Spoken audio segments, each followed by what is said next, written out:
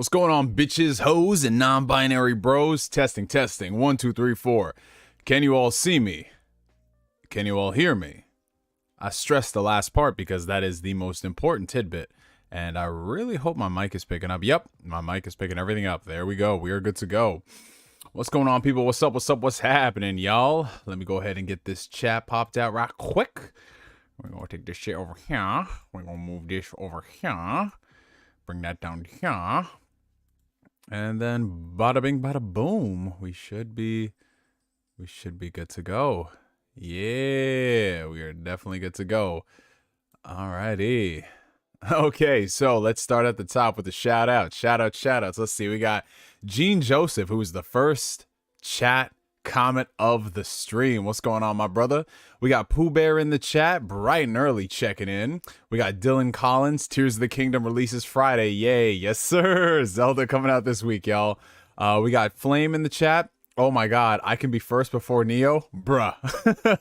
Yeah, you know, I decided to back off for a bit. You know, I not every day I need to be the top comment on the stream. You know what I'm saying? Gotta spread the love for other people to feel like they first. You know what I'm saying?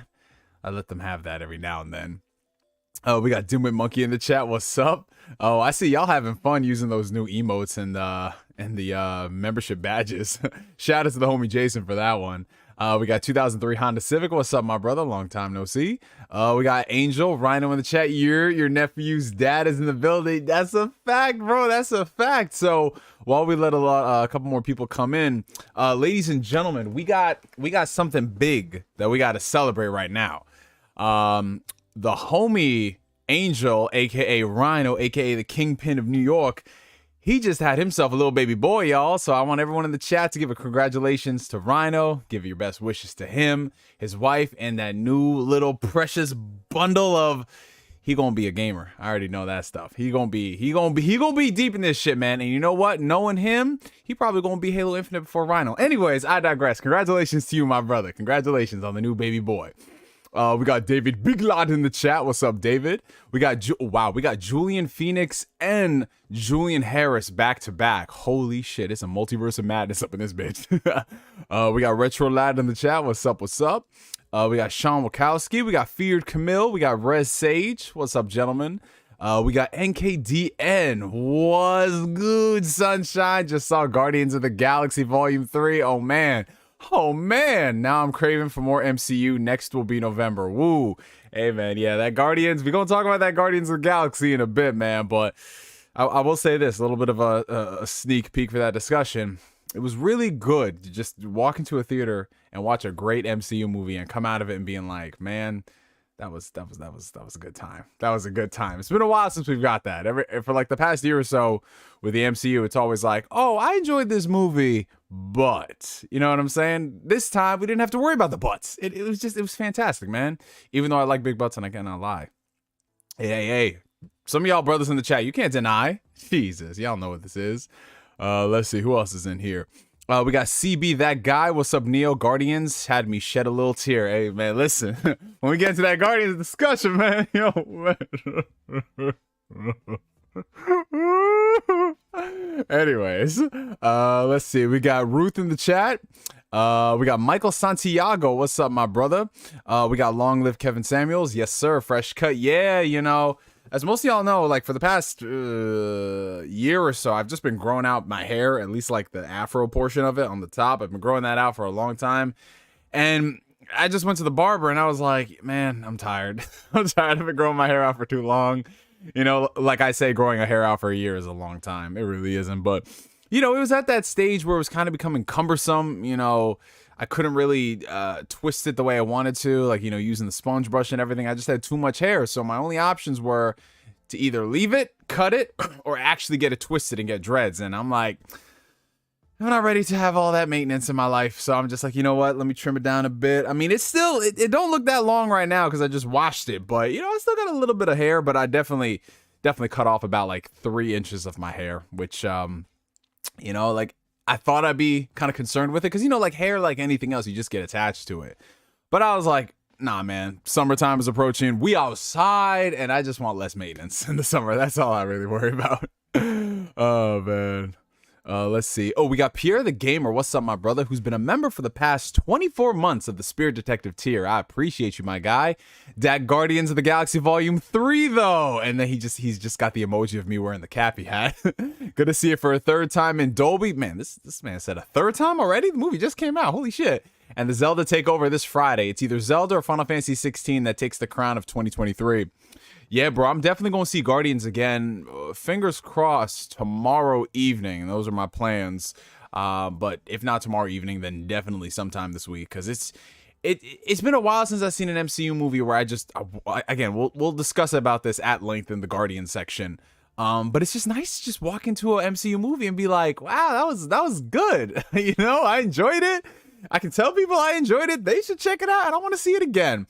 And yeah, if I had to take a guess, if I were a betting man based off of like the released games right now, I would say Game of the Year conversation is going to come down to Zelda, Final Fantasy 16, Starfield if it's fire, and honestly, I mean, I can see some folks throwing Resident Evil 4 remake in the mix. You know what I'm saying? Like I can see that definitely being up for a discussion because 2023, if there's something I've learned, it's definitely the year that we get excited for games that we already played like 20 years back. You know, we had not Guardians. Well, that is another game. If you didn't play it 2 years ago, you should play it.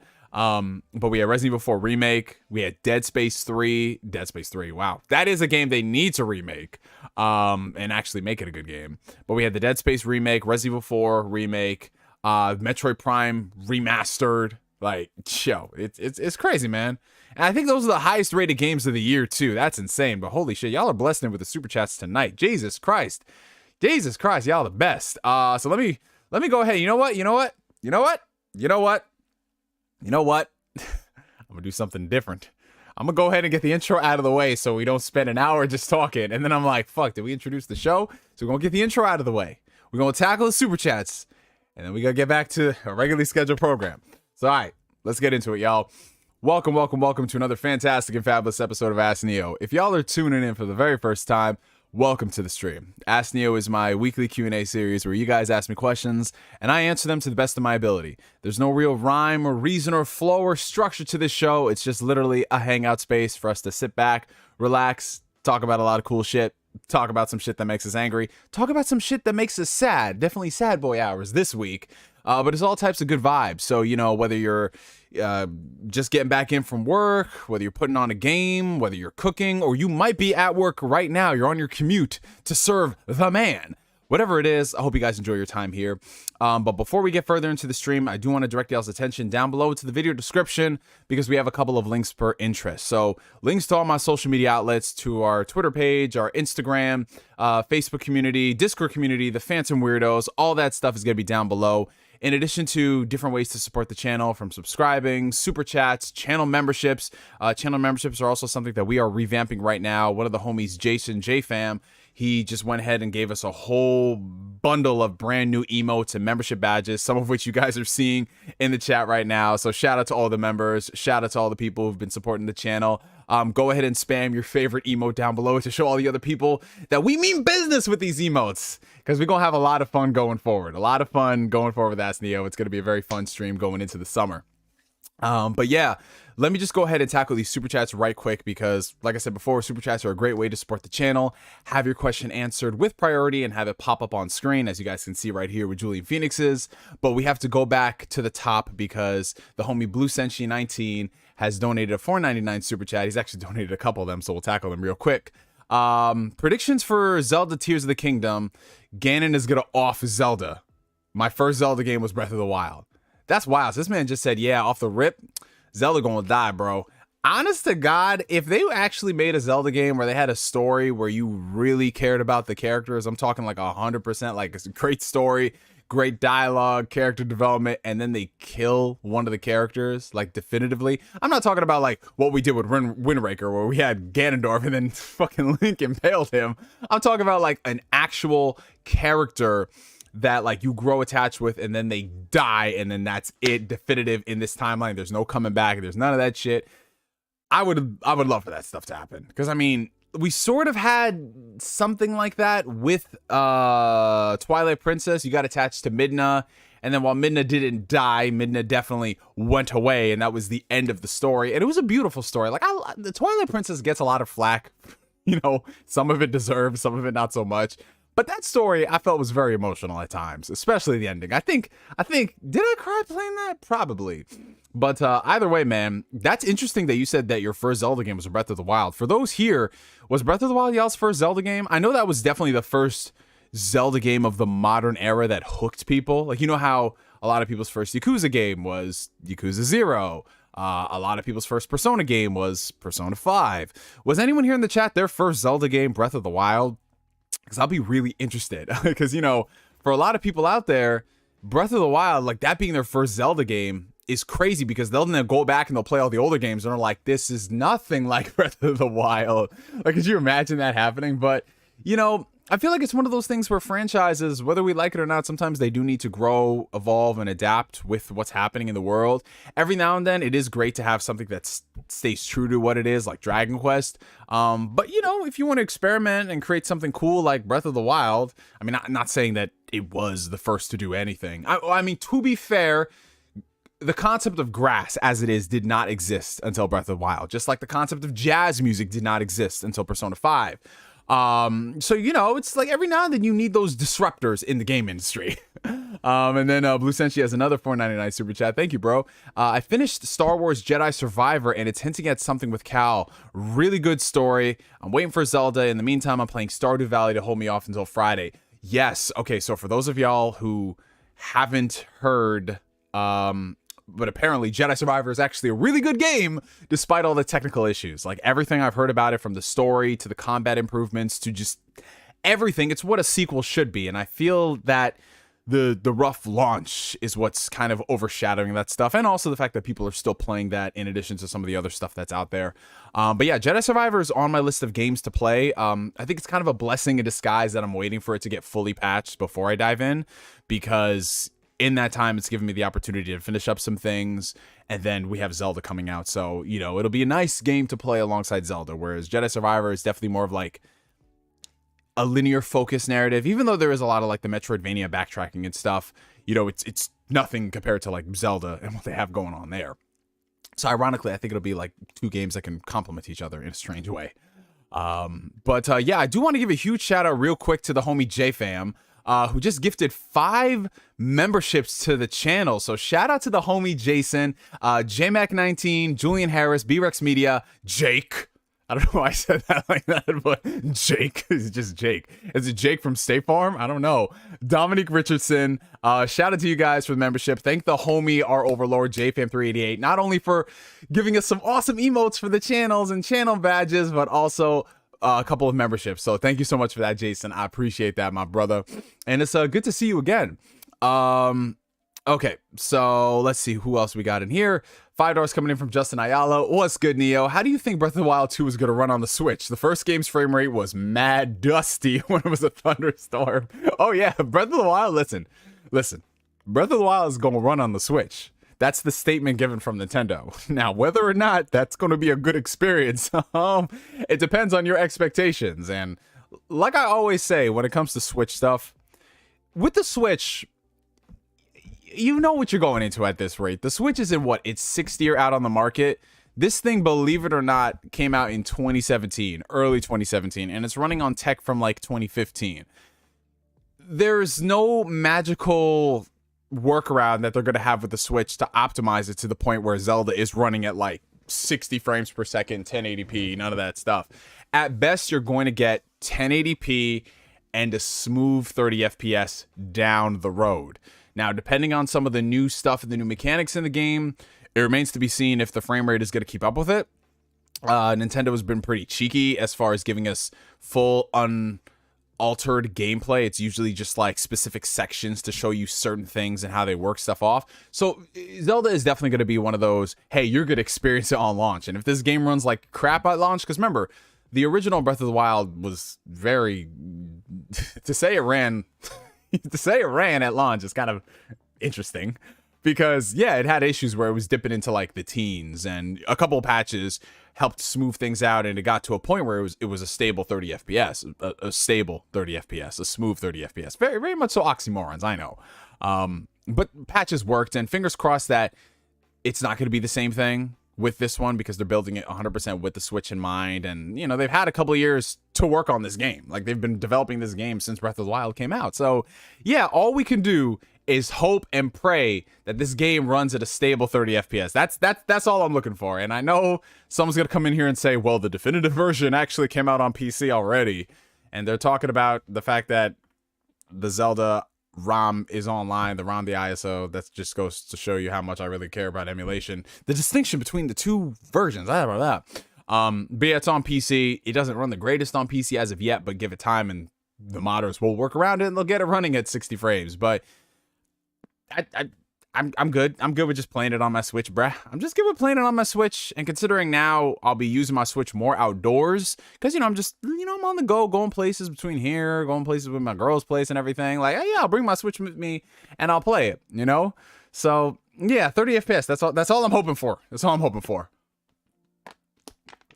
But regardless, y'all already know. Y'all already know if that shit runs like doo-doo, the media is not going to talk about it. They ain't going to talk about it, man. They ain't going to talk about it. It just is what it is. So just prepare for... Actually, you know what? I'm curious, since we got a lot of people in the chat right now. What do y'all think Zelda's Metacritic is going to be? Right? Because the first Breath of the Wild... Well, the first new Zelda game was like damn near close to 100. I think it was like, what, 96, 97, 98, somewhere around there. I don't necessarily think this game is going to get that highest score. I could definitely see it hitting like 93, maybe 95, depending on how good it is.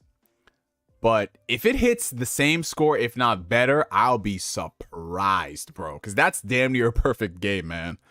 So I'm seeing some people say 96, 90, 102. Yeah, it'll be the first game to hit over 100. Well, actually, the second game to hit over 100. The first game being Sonic Frontiers for the first 5 hours that I had that image up. You know what the funny thing is? I made an image of saying that like Sonic had like over 100 on Metacritic, and there were some people that were believing that, and I was like, guys, stop it, stop it, stop it. I'm too powerful. This man says over 9,000, 98, 69. Nice. I don't think anyone would have a problem with Zelda if it gets a 69. Nuts and bolts out of 10. Yeah, I can see that. It's still scoring high, 95. Still, yeah, it's definitely going to be in the 90s. This man said a 20. This man said a 20? Hey, man, this ain't an Xbox exclusive. What are we doing here, man? What are we doing? I will say this, though. It's definitely going to have a higher Metacritic score. Damn. Redfall has a higher Metacritic score than it does frames. That's just crazy to me, bro. That's just crazy for me. Change my life out of 10. Oh, if we start seeing some of those reviews of people saying Breath of the Wild saved their life, I don't know how I feel about that, bro. I remember I saw this review. Somebody said, God of War 2018 made me a better father. I was like,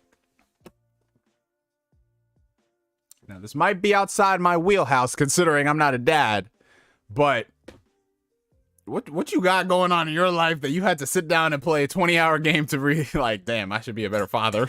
Like, you know what I'm saying? Like, it's a little, I don't think it's that deep. I don't think it's that deep. But I can already tell you, if this game is on point, you're going to hear someone come out here and say, Zelda Tears of the Kingdom is the reason I play video games. Is the reason I wake up every morning and take a breath. It really brought tears to my eyes. It's going to happen. I laughed, I cried, 10 out of 10. Oh, golly, bro. Okay, but let me get back to the super chats real quick. All right, so we have a $4.99 super chat coming in from John the Don, my brother. Shout out to the non-male lover Neo for another week of Ask Neo greatness, my man. That's right. For a non-Souls fan that loves Transformers, should I be okay with Armored Core 6? So here's the thing about Armored Core, and I think a lot of people are coming to realize what Armored Core is as a franchise. So there was this weird consensus when they showed off the new Armored Core that, like, fuck, it's like Dark Souls, but with mechs, and it's really not like that. Even me, as someone who's only dabbled in Armored Core, and when I mean dabble, I mean collectively a couple of hours, that's it. It's very different. But what I think a lot of people can't expect is that same tender love and care, attention to detail that FromSoft puts in their Souls games. You could expect that in Armored Core, but to a different degree. And I think that's exciting. It's exciting to see how audiences are going to react to a brand new Armored Core game coming from like a seminal developer like FromSoft, seeing how they treat it. I really want it to be successful because One thing I love about developers is that if they can have multiple franchises running at the same time and they're so completely different, I think that's really cool. So just the concept of like, let's say, you know, the concept of maybe Arcane being able to pull off a game like Redfall alongside Dishonored would have been amazing, but we saw how that ended up. But either way, John, I always say, like, if the game looks interesting to you and you want to buy it and check it out, by all means, man, because that's the thing about gaming. You could watch videos, but it all comes down to you being excited to play a game, and you won't know what that feels like until you play the game for yourself. So check it out, give it a shot, man, and you'll answer your question that way. But it's good to see you, John. $5 for Julian Phoenix. Did you see Star Wars Visions 2? I thought that was cool, but I wanted more anime studios, and I'm tired of the Galactic Empire era. Can we move on? Well, did you know that the Empire are the big bad of Star Wars? Did you know that Darth Vader is Darth Vader? Did you know he has like this red sword and it goes pew? No? Okay, well, we're going to do another show that just shows you that. Yeah, I mean, that's the thing. With Star Wars, they're always afraid to move out of their comfort zone. And I think that's like its biggest detriment. To me, Star Wars is very interesting when it starts doing different shit outside of that. So Andor, even though it is still set in that pocket of time that mainstream media knows as Star Wars, it's interesting because it doesn't really follow the main characters that we're accustomed to, or their brothers, or their cousins, or their friends, or their dog, or whatever. It's just a new bunch of characters going through stuff, and by introducing that, you get the opportunity to write characters as characters instead of being like, well, it has to lead into this. You can have an event lead into that a la Rogue One, but tell me about the characters. What are their motivations? What are they here for? What is their prerogative? And what we start seeing with a lot of Star Wars content outside of Andor is that it could very easily devolve into memberberry soup, memberberry pie, if you're not careful with it. Like every now and then you can toe the line between that, and you give us a great product that is just like the member berries is sprinkles and icing on the cake. And then some other times it's just like, fuck, you guys are really leaning into this. Like, I get it. I know, man. I understand. You might as well just look at the camera and wink and tell me this. But yeah, Star Wars Visions 2, I have not checked it out just yet.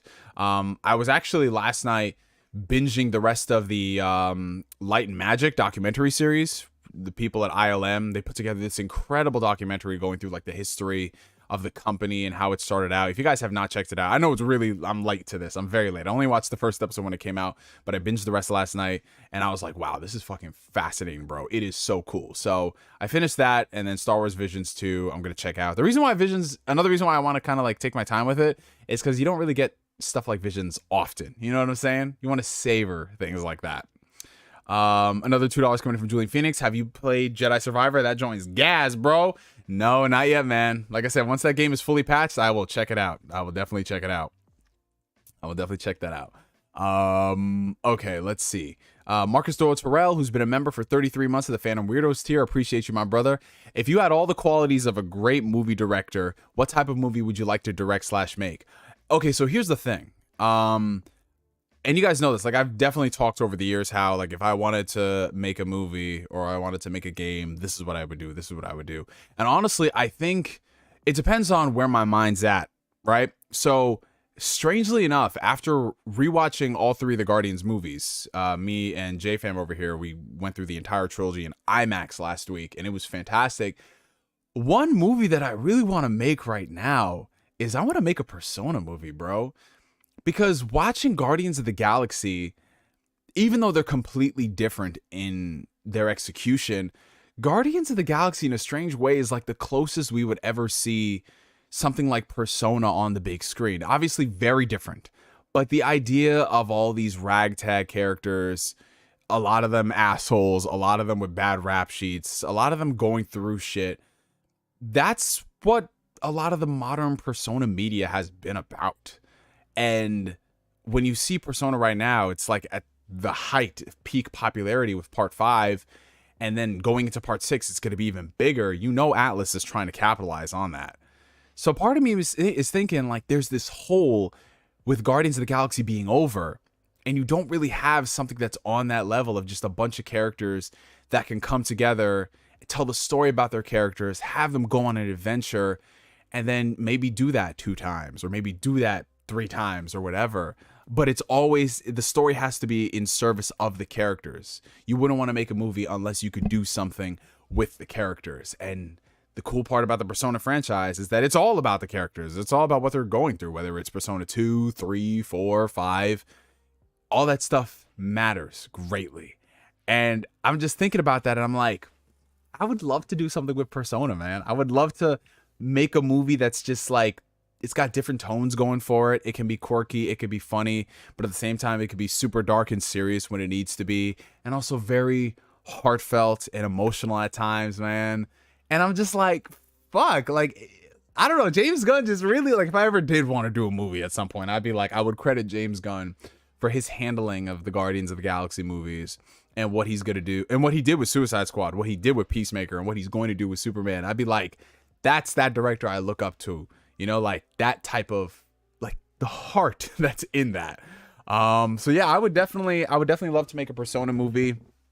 Have it really just be about the characters and the journey. Like, that's the one thing that I'm really sad about nowadays is that you don't really have a lot of franchises that are about like really strong characters and they just go on adventures, and that's just the adventure for the movie, and that's it. Like the era of Indiana Jones, where we had those type of movies. You would think that Uncharted would be such a slam dunk with that. Uncharted is basically like modern day Indiana Jones, and they somehow fucking fumbled the bag. I mean, yeah, sure, some people liked it, and more power to it. If you like that Uncharted movie, awesome.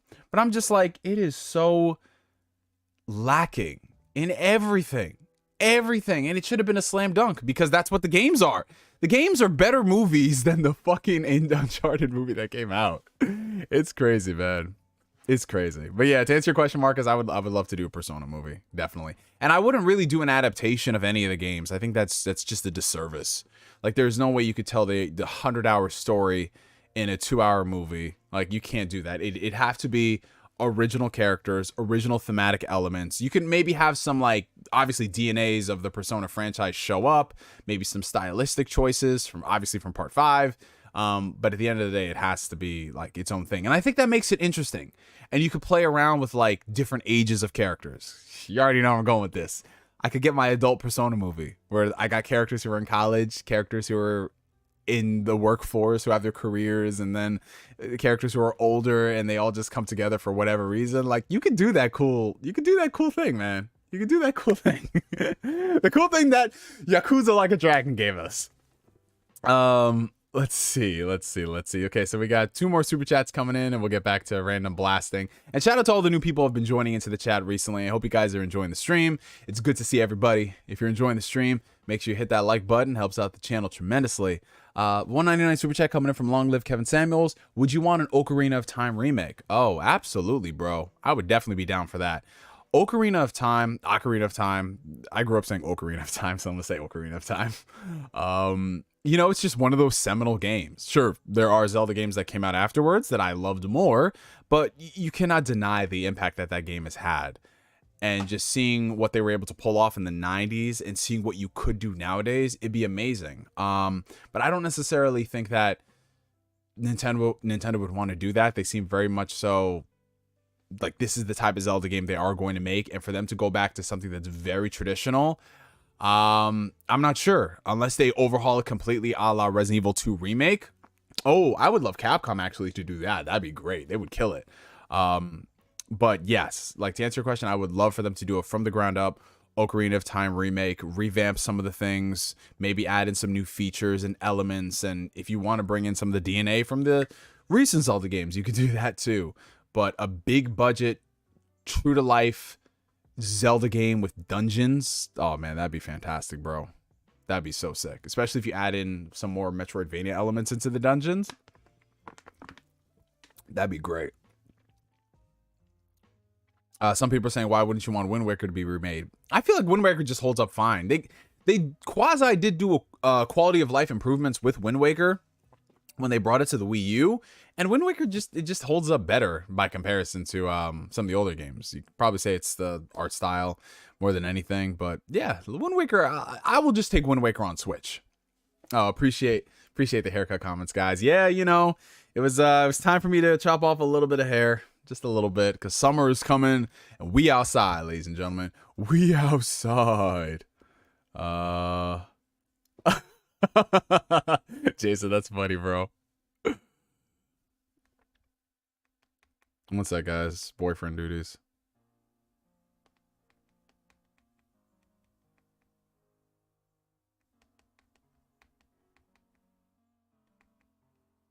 All right. So, let me see. All right, so we got one more super chat, and then we're back to regular. All right, so $10 super chat coming in from the homie J Fam, who's sporting the brand new channel badge. I don't know what that's not. It looks like more like Darth Neo when I got the hoodie on and everything. It definitely looks like Darth Neo. Jedi Survivor has a good story, but ridiculous technical issues and weird AI mechanics. Those things really taint the game for me. Right now, I'm playing Guardians of the Galaxy on PS5 to hold me over till Friday when Zelda comes out. So again, shout out to the homie J-Fan for the super chat, in addition to the channel memberships, in addition to the emotes. You the GOAT, my brother. But you already know this. Yo, me and Jason last week, bro, we got sushi. We saw the Guardians trilogy. We got drinks. We was living, bro. Like, listen, sometimes you don't need to be going out on the weekends, y'all. You could have a very lit Wednesday evening. Like, bro, we was in that movie theater from like 7 o'clock until like, what, 2 a.m.? Oh, man. 10 out of 10 would do that again, bro. That was so much fun.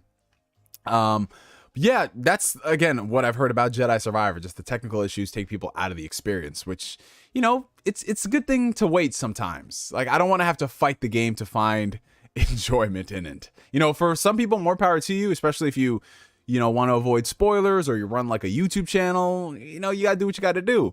But me, myself, and I, woo! I can wait. I can wait on that. And by the time I pick the game up, it'll probably be cheaper. It'll probably be like 15, 20 bucks off, which, hey, look at that, man. Like, I have not bought... The only games this year that I bought full price, Fire Emblem Engage, Hogwarts Legacy. I want to say that's it. I definitely want to say that's it. Yeah, Fire Emblem Engage and Hogwarts Legacy are the only two games I bought full price. I got Resident Evil 4. Xbox sent me a code for that. Yakuza Ishin and Octopath Traveler, I got them buy one, get one free at GameStop. So I paid like 30 technically for both of those. And yeah, Jedi Survivor, I'm gonna wait on a bit. Redfall, Game Pass. Man, I feel bad for people who spent $70 on that. And then Final Fantasy 16, I'm definitely getting day one alongside Zelda.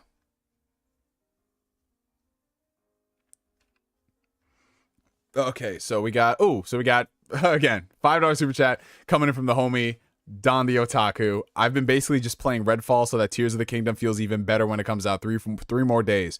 Yo, this man Don Otaku, shout out to you, my brother. This man Don Otaku's built different. This man said, I'll play a shitty game and I will walk through toilet water just so when I play Zelda, it feels like pristine. I'm using one of those fancy bathrooms that got a bidet and it washes my ass and it massages my scalp. Like, that's what this man is doing right now. Shout out to you, Don Otaku. You are definitely a different man compared to me. But yo, okay. Shout out to all the people who have been joining since. We got Corey Gryffindor in the chat. We got Mexican Zoidburg. We got Ace Breaker. We got Colin, my boy. What's up, Colin?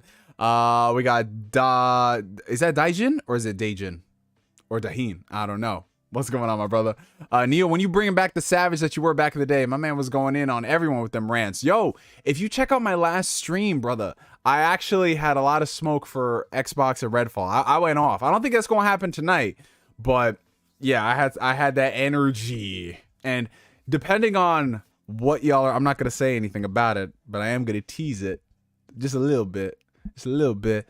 If you guys watch and you're in the know with certain entertainment in the world of this podcasting, your boys, I'm tag teaming with someone tomorrow, and we're going to have a lot of smoke. And it's going to be kind of funny because this is a very professional show. Yeah, we going to come with all the smoke and all the energy. I told this man, the only reason I'd be on this show is if we could come with the smoke and the energy. And he said, fine. And I'm like, all right. So... that's happening tomorrow, and hopefully the episode goes up tomorrow night. I'm not working on it, so y'all know the episode is gonna go live when it goes live. But yeah, we gonna be talking about that Phil Spencer interview tomorrow. Oh boy. I'm just gonna have this grin on my face. It's not gonna be on my channel. But like I said, if you in the podcasting game, if you follow creators in the space, if you follow all that stuff, you gonna know it. If you follow me on Twitter, you gonna see it. I'm gonna be on it tomorrow, and I think it's gonna go live tomorrow. So, yeah, yeah, it's happening tomorrow, and I've already kind of spoiled what it is, but yeah, I got it. No, it's not Defining Duke. It's not Defining Duke, and I actually have not gotten an invite to be on that show for whatever reason. It's not I don't understand it because I'm so cool with Maddie and Cog. I don't know, they're killing me on the inside. But no, it's not Defining Duke. It's not anything involving Last Stand Media. But like I said, y'all know it. Y'all know it. Y'all have seen this show before. Someone's gonna say it. I'm not gonna say anything, but listen. All right, let's see. Okay, so Whale says, hey, how's it going? I watched you a lot during the Wii U days. Same with Shokyo. Glad to see you're still going strong. Always occasionally drop in to see what you're doing on the channel. Oh, I appreciate you, my brother. Thank you. Yeah. Yeah, shout out to the homie Shokyo, man. That's my brother. You know, the funniest thing is, like 10 years ago, somebody legitimately thought that Shokyo, Blackbuster Critic, and I were all related. And it got to a point where we kept getting it asked a lot that I just said, yeah, those are my cousins in Texas. And then people believe that shit. And I was like, oh, fuck. Yeah. But, yeah, man. Shout out to Shokyo. And thank you for the support, Whale. I appreciate it. $2 super chat from Julian Phoenix. EA just lost the rights to Star Wars games. I could have sworn that they lost the rights a few years ago, right? Or was this year the 10-year deal? Oh, they did sign the deal, like, what, 10 years ago? Because I know that Ubisoft had Star Wars games in development. They announced that, like, what, 2 years ago, 3 years ago? They haven't put anything out yet. But, yeah, more Star Wars games from different publishers, the better. Like, if PlayStation Studios could work on a Star Wars game, if maybe a competent studio under Xbox leadership can work on a Star Wars game. Hey, what's up, Juan Pablo? Oh, so the exclusivity ended today. All right, there we go. Gene Jove says, wait, y'all not related? CNN interview with Neo. Oh, Jesus. No, it's not that level. It's not on that level. But it's definitely a podcast where, you know, people are very proper about what they say. And I just listen, I told my boy, listen, can I come with the smoke? Like, for real. And he said, yeah, come with the smoke. And I said, we got the smoke tomorrow. But it's not going to be crazy like I was on here. But I'm definitely going to be like, listen, I got to put the dick out on the table, man. Thank you, Whale. You have a good one too, my brother. Okay.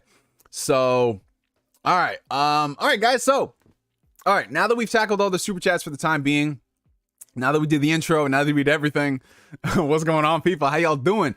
So now we're back to our regularly scheduled program. So if you guys have any questions and have any topics, and I did not answer them in the past like 20 minutes or so, feel free to ask them again. I can't promise I'll answer every single one because, you know, I do want to spread the love to everybody in the stream, and you guys are amazing. But feel free to ask them, and if it's interesting, we will talk about it. The first thing I want to say is, while you guys do that, I think it's time for us to discuss.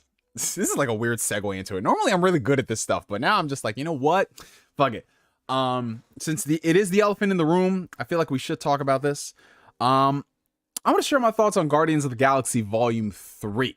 Now, for those who have not checked the movie out, because it did just release a few days ago, you don't have to worry. I'm not going to dive into spoilers. I will save spoilers for another stream that we do. But I definitely do want to discuss Guardians of the Galaxy Volume 3 because, like I talked about in the intro of the video, it was the first time in a very long time that I walked out of a Marvel movie and I felt just ecstatic. Like, I felt ecstatic. I didn't have any type of major issues with the movie. Not saying that the film is perfect by any means, but there's something that I've noticed with a lot of the MCU content that we've been consuming post-Endgame. To say that Phase 4 and Phase 5 has been severely underwhelming is kind of an understatement. The thing about the Marvel movies, at least the MCU from Phase 1, 2, and 3, while not every movie is perfect, you genuinely felt that Marvel was trying with their products. Even if you didn't like the movies, even if they were in service of the world building. You felt as if 9 out of 10 of the properties that they would put out in any given year would be quality. And for the most part, they were. Going from 2 movies a year to 3 movies a year, the quality stayed consistent. And you enjoyed it. You felt as if that this universe was expanding, but at the same time, it wasn't sacrificing the quality of the movie and the characters and the stories, right? But then Phase 4 happened, and there was just too much happening all at once. Way too much stuff happening. There, at the same time, they were trying to have a reset after Endgame, where they introduced new characters, but at the same time, they're trying to introduce new characters and then have them in service of like this multiverse saga, when you can't really throw a lot of new characters in that if their foundation, their story is not nurtured. And that's why you had a lot of the disjointed stuff that was happening with Phase 4 and Phase 5. You had a lot of these new characters that were coming in here that we're supposed to grow with, and it's like, we can't really grow with them because you're trying to seed all this world building stuff that's not really beneficial for the story at hand. The story at hand is what matters more than anything, and that's why the first couple phases of Marvel movies worked versus the last 2 phases, or the last phase and what we're in now. You feel as if like the world building is the first thing on their mind rather than creating compelling characters, a great narrative, and building that up. You feel as if the world building is all that really matters. Like we're racing towards an arbitrary date for an Avengers movie for the conclusion of the multiverse saga, when it's like, what is this multiverse saga about? Spread across multiple movies and multiple TV shows, and you don't really feel as if your time is respected. And that's my biggest problem with the Marvel stuff as of late. My time isn't being respected. You're giving me way more stuff to watch, and not all of it is good and warranted to keep up with it. Because it's a different thing when it's like 2 movies, 3 movies a year, and one of them is a dud, but the other ones are really good. You don't really have to follow much. But when you're talking about hours of entertainment from TV shows and movies, and only maybe a fraction of it is quality, like the Marvel movies, right? 2022, we had a bunch of Marvel movies and TV shows. And some of them were train wrecks and disasters. Some of them were really good. But even the really good stuff, like I really enjoyed Doctor Strange and the Multiverse of Madness. I know it has its problems. I know there was a lot of rewrites and stuff. And, you know, Sam Raimi could not go as crazy as he wanted to. But for what they did, I enjoyed it. It had some really cool looking action. And just had some like stuff that we hadn't seen in the MCU before. Black Panther Wakanda Forever was a very, very, very emotional movie. Given, in my personal opinion, some of the best performances we've seen out of the MCU. And given the tragedy surrounding that film, you know, it's kind of like one of those things where you understand the story that they were trying to tell. But regardless of my personal feelings about the projects, you can still see the MCU stench in those movies. Like Black Panther, all the shit that they're seeding in there with Thunderbolts and the bigger story at hand, it really took away from the narrative of grief with all of these characters. When you have these, I'm not trying to be racist, but these random white people doing random white people things that we don't care about in this movie about our African brothers and sisters who are fucking grieving. Like, I don't care about any of that shit. And you could tell some of the stuff that they're just put in there to set up like spin-off series and spin-off movies. Like, I don't got a problem with that if everything else is so strong. But if it isn't, nah, man. And that's how I kind of fell out of love with a lot of the MCU stuff. But Guardians of the Galaxy Volume 3, in my opinion, was a great return to form. Watching a Marvel movie that's just a movie first, and none of that world building shit. None of that shit. Now, sure, you could say certain aspects, and this is where we get into spoiler territory, certain aspects of some of the newer characters that they introduced, you could say, okay, they're introducing this character for later appearances and they want to build them up. Okay, but that didn't really take away from the stories of the Guardians, what they were going through, the story that they were trying to tell in this movie, in addition to the entire trilogy. All of that stuff still took precedence over all the other shit that happened.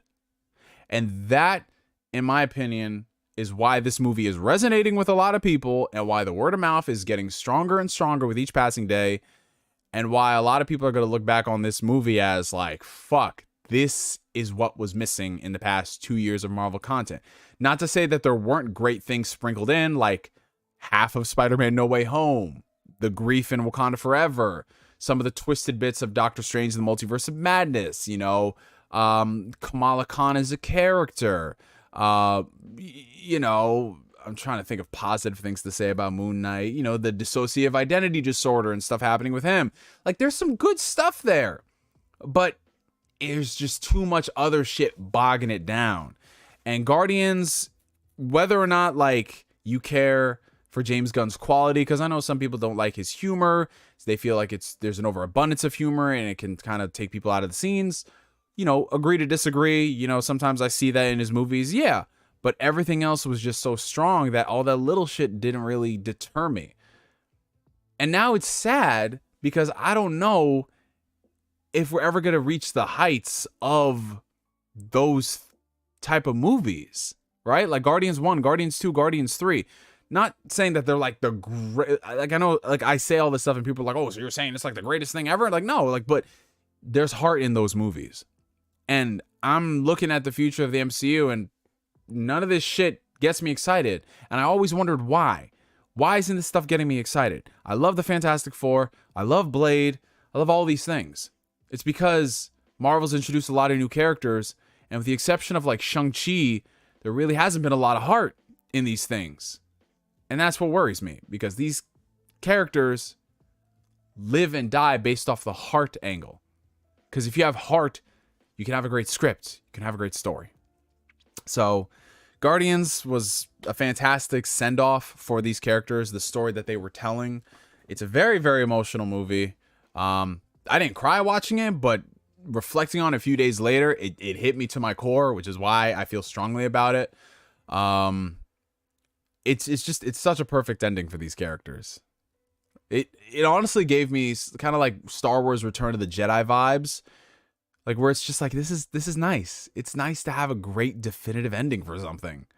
And sure, it can maybe come back at some point, but this is the story of the time, for the time.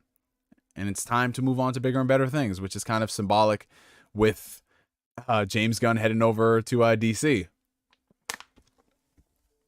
But yeah, I really enjoyed Guardians of the Galaxy Volume 3. If I had to rank the Guardians movies, the first one is always at the top, then the second one, and then the first is always at the top, then the third one, and then the second one. So, yeah, man. Guardians, bro. Good times, bro. Good times. Let's see. All right, so I'm going to go ahead and answer some of the questions you guys asked. Honey barbecue wings or lemon pepper wings? I would definitely say lemon pepper wings, but honestly, if I had to just pick one, shit. Because my top 3 of wings is going to be, like, in no particular order. Hot teriyaki, get a little, like, sweet and spice action. I love garlic parmesan, and then I'd say lemon pepper afterwards.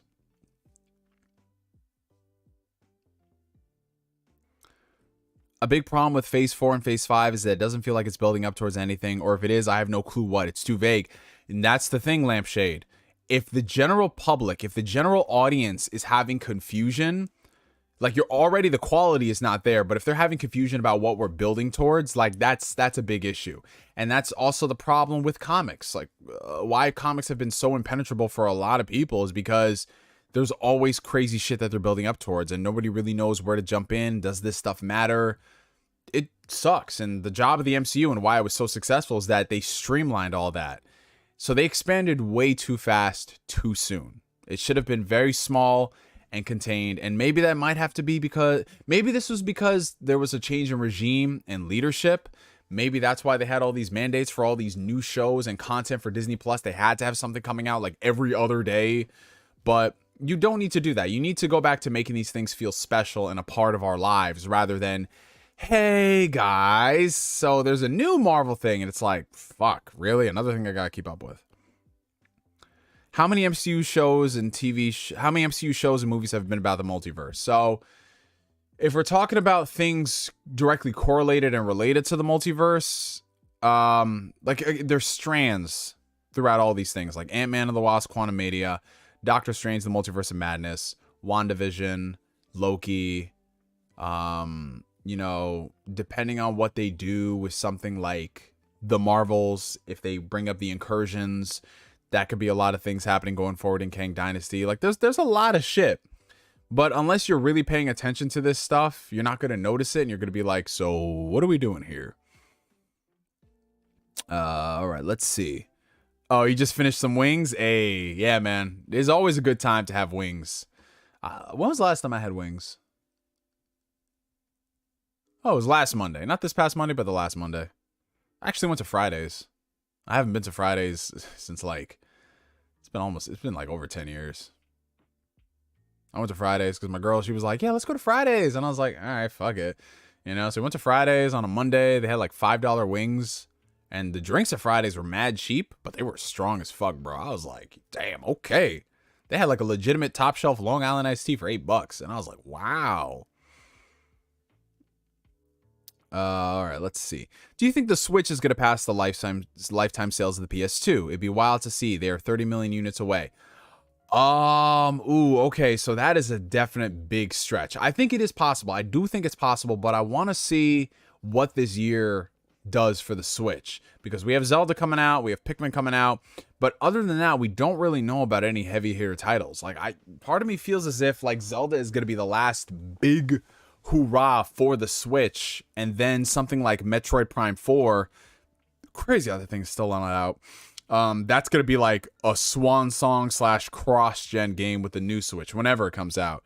But if the sales of the Switch are slow this year compared to previous years, even with the new Zelda, I think 30 million might be a bit of a stretch. But if this year is still really healthy for the Switch, then I could see that 30 million maybe being a possibility towards like that tail end. I'm talking like way down the road, give it a couple more years. But yeah, I do think that there is going to be a brand new console generation as early as the end of next year, possibly. But if not that, then beginning of 2025. But no, I could see them launching something at the end of next year, because they haven't revealed any new games, you know? Like, Metroid Prime 4 is the only new one. And again, Nintendo could come out and say, hey, we have a bunch of new stuff happening, but I don't really see that, you know?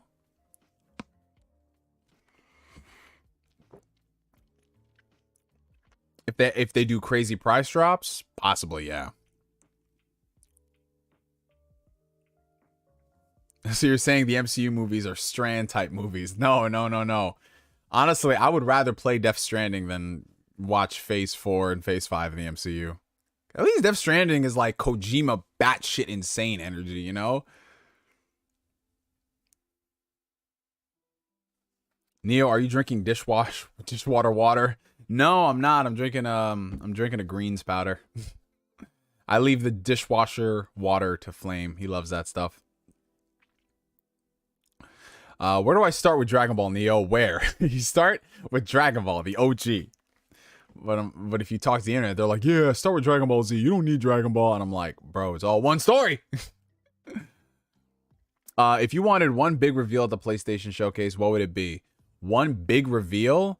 I just want to see the roadmap. I want to see what games PlayStation has got in the pipeline, because Spider-Man and Wolverine and Factions 2 have been the only upcoming games that we've known about for PlayStation for a long time, dude.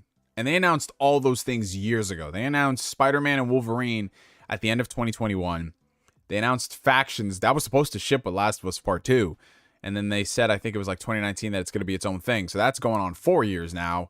Like, I want to see all the new stuff that's coming out. I want to see, like, whatever third-party deals is happening. I want to see if that Kojima, Konami thing is true, that they've been rumoring for 3 years.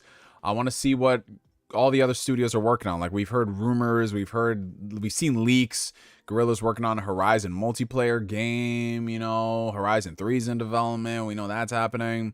I want to see all this new shit, bro. I want to see what Sucker Punch is working on. I just want to see what all these studios are doing. I want to see what Naughty Dog is cooking. I need that shit, bro. But if I had to pick just one, I would pick the one thing that is the one thing that is closest to me that I can get excited for, which would be Spider-Man 2. So I want to see Spider-Man 2 gameplay. Full-on deep dive. How is this game made better with the PS5? This is the first big PlayStation 5 only exclusive for the entire gen. Like, everything else since has been cross-gen, or it's been smaller scale, like Ratchet and Clank or Demon Souls remake or Returnal. This is like their first huge title, unless you count something like Deathloop, of course, because, you know, Deathloop is game of the year all year, every year, you know? But yeah, no, give me something meaty for Spider-Man. $4.99 from Long Live Kevin Samuels. Ganon has kidnapped your girl to trade with Tingle, and your only weapons are the hook shot and the bomb choose. Can you beat him to get her back? Absolutely. The hook shot and the bomb choose? I can make the magic happen with that. I can definitely make the magic happen with that. Hook shot and bomb choose? Yeah. Basically, what I would do is I would place a bomb choose somewhere. I'd cause a distraction. Ganon's like, what the fuck? Then I hook shot my girl. Boom. Bada bing. There we go, man. It's a big brain energy move, guys. $9.99 super chat from John McKinney. Good to see you, my brother. Do you think that we'll get Brainiac in Superman Legacy? I understand we're using Lex Luthor. He's Superman's archenemy. You need to include him at some point. Put him in the battle armor, please. But no General Zod. So that's the thing that I'm excited about with James Gunn. The floodgates are open for any type of villain from the Superman mythology. Like, there is so much you could do. Now, obviously, it's kind of like doing Batman without the Joker, right? It's just, that's his arch enemy. But we've seen Joker done to death. I don't mind having Lex Luthor in a Superman series, but I want him to be in the background. I want him to be somebody that's lingering there that they could build up. Something that was really well done in Superman the Animated Series and that whole era of like DC cartoons is that they really built up the characters to who they are. Same thing with the Smallville TV show as well. So I would love a Lex Luthor type, and we could see his descent into madness. But I want that to evolve. I want that to be something that, like, this is Clark Kent technically like year 2. So similar to where the Matt Reeves Batman movie started, right? Where they had their first year, they did their origin story, but this is like them on the job. But they're not the characters that we know them, like as we know them, where it's like, oh, they're top tier. So we could see a Brainiac in there. We could see a lot of different characters in there, which is why this is so exciting. You could see the weirdest shit on screen that you wouldn't think, but it makes sense because James Gunn says it makes sense. Like, dude, we had fucking Starro. We had Starro in the friggin' Suicide Squad movie. Like, that's just, we had a fucking giant kaiju star. Like, oh my God. It was so sick, man. But yeah, I want Lex Luthor, but build him up. Put him in the background. Let him build up his empire.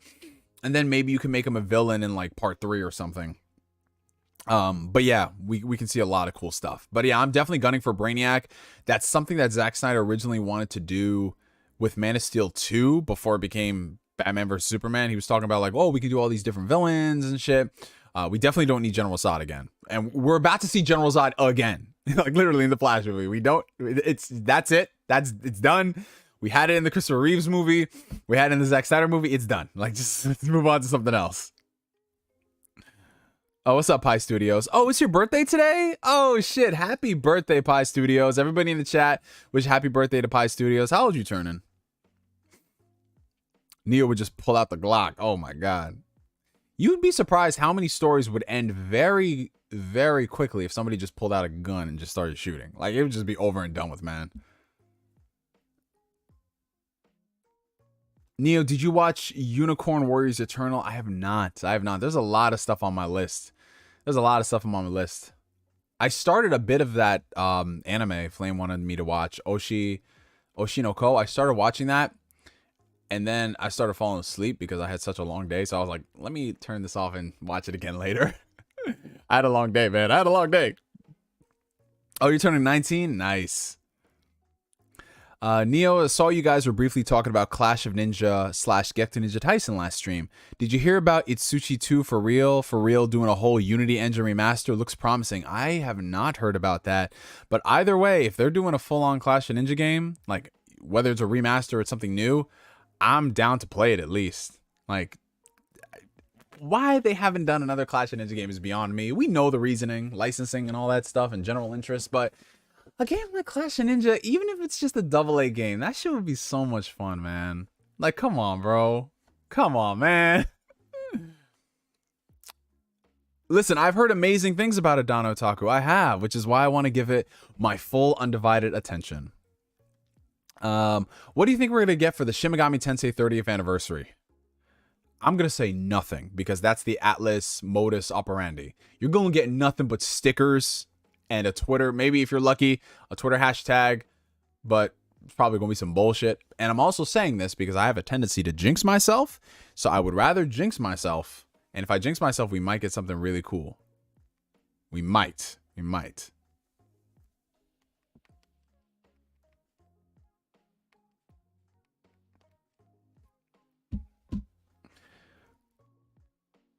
Hey, there you go. Listen, them some good sales numbers. Fire Emblem Engage 1.6 million. Good sales numbers right there, bro. Listen, anytime Fire Emblem gets good sales, I'm happy, man.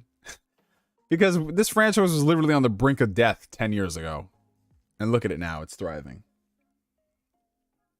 Neo, watch it on stream. Let's go right now. I feel like we get copyrighted for that, Flame. Neo, what is your biggest gaming hot take / takes? Honestly, Jonathan, my takes are pretty lukewarm, as most people know. Like, I don't really say stuff that's crazy out of the ordinary when it comes to gaming. I feel like it's just like, okay, you know what? What do you guys think are some of my craziest hot takes when it comes to gaming? I'm being serious. Not like, because I know Don Otaku is going to say something like, oh, you think that these games are on the level of Nintendo greatness. I'm talking about some legitimate stuff. I'm like, I don't know like what my gaming hot take would be, because I feel like my hot takes are very reasonable, like extremely reasonable. Like, Xbox needs to do better with management. I love The Witcher 3. Like I don't even know if I had any hot takes. Like, Final Fantasy 15 is bad. I don't think that's really a hot take. I think at the very least that game is extremely divisive, with more people leaning towards it not being that great. You know, there are some people that like it, but most people are just saddened at that game and what it should have been. Think of Persona 5. Okay, I'll tell you what my hot take is. My hot take is saying that Acebreaker needs to start wearing condoms. And then Acebreaker said, what did Neo say? No condom forever? Hell yeah, that's a vibe. Not finishing Tales of Arise because you think you didn't want to finish the story. No, I didn't finish Tales of Arise because that last act of that game fucking bored me to death, and I just don't want to go level grind for fucking items to beat the boss. At that point, I'm just like, I'll move on to something else. Yeah, you know. Pyra's voice actor was getting harassed for having an uncommon opinion. What did she say? Juliun Harris is going in for a root canal. Oh, dude. Okay, listen. I will tell you this. All right. Take it from somebody. I had a root canal done. Like, okay, so 2021, I had a really bad cavity that formed into a root canal, and I had the root canal process done. It is not fun, ladies and gentlemen. The pain that you get when you know you're about to get a root canal it was excruciating. I remember I woke up and I was at the gym and shit just started irritating me, and my entire head hurt, bro. And then I went to the dentist. He's like, yeah, dude, you need a root canal. I was like, fuck. And then I had to get that thing scheduled. And believe it or not, scheduling a root canal, at least at the time during COVID, they were like, yeah, like you got to schedule like months out. And thankfully I found a dentist and I was able to get the root canal done within like 2 weeks. But yeah, take care of your teeth, my friends. Take care of your teeth. Brush at least twice a day. Floss at least once a day. You know, stay away from bad stuff that can damage your teeth, because when you get a root canal, it's not pretty. It's not fun. It hurts. When they're all like, I didn't mind it when they were all up in there because I was numb, and you know, you don't feel anything. But when they're all up in your teeth, you just be like, wow, there's somebody who's like inside my head right now. It's so weird, dude. But yeah, definitely take care of your teeth. Visit the dentist twice a year. Go for your routine cleaning every 6 months. And yeah, if you can stop something, if you could, like, I had a couple of cavities. I had 3 cavities that needed to be filled last year, and I got those ironed out. I was like, boom, boom, boom. I went to the dentist, I think 3 times in the span of 6 weeks, and I was like, let's just get it over and done with. Let's go. And I was glad I did that, because if I didn't, them shits. So yeah, take care of your teeth, my friends. Take care of them. And I'm due for my cleaning this month, so I'm gonna go again. And then I have I'm gonna start doing whitening as well. So yeah, it's definitely something you wanna. It's like one of those things where you think you avoid it, and if you're not feeling anything, it's fine. But trust me, when it hits and it hurts, bro. $2 coming in from Hibachi. Have you seen Blue Lock? I have not, but it is definitely on my list of the animes to watch, because I heard that joint is pretty fire, bro. Them sports animes go hard as fuck, man. She said that Rez rizzing the Aegis isn't canon in her head. People got mad at that. Oh, that's definitely controversial. That's definitely fucking controversial, bro. You won't make the fandom mad with that shit. What are your predictions on the PlayStation Showcase? I say Persona 3 Remake, Persona 6, Metal Gear Solid Remake, Castlevania, Final Fantasy 9, Last of Us. They definitely going to show a lot of shit. You know, part of the reason why I think they didn't want to do it is because of the Xbox Microsoft acquisition thing that was happening, and they don't want to like show them being strong. You know what I'm saying? But now that that's basically over and done with for the time being, they can go ahead and have their showcase and show a lot of stuff. And I'd be happy if all those things got announced. But realistically, like if those things are years out, I'm not gonna get too excited for it. I want to play something in the near future. So for me, it's like Spider-Man 2 gameplay and a lot of gameplay. I need that. Need that in my life, bro.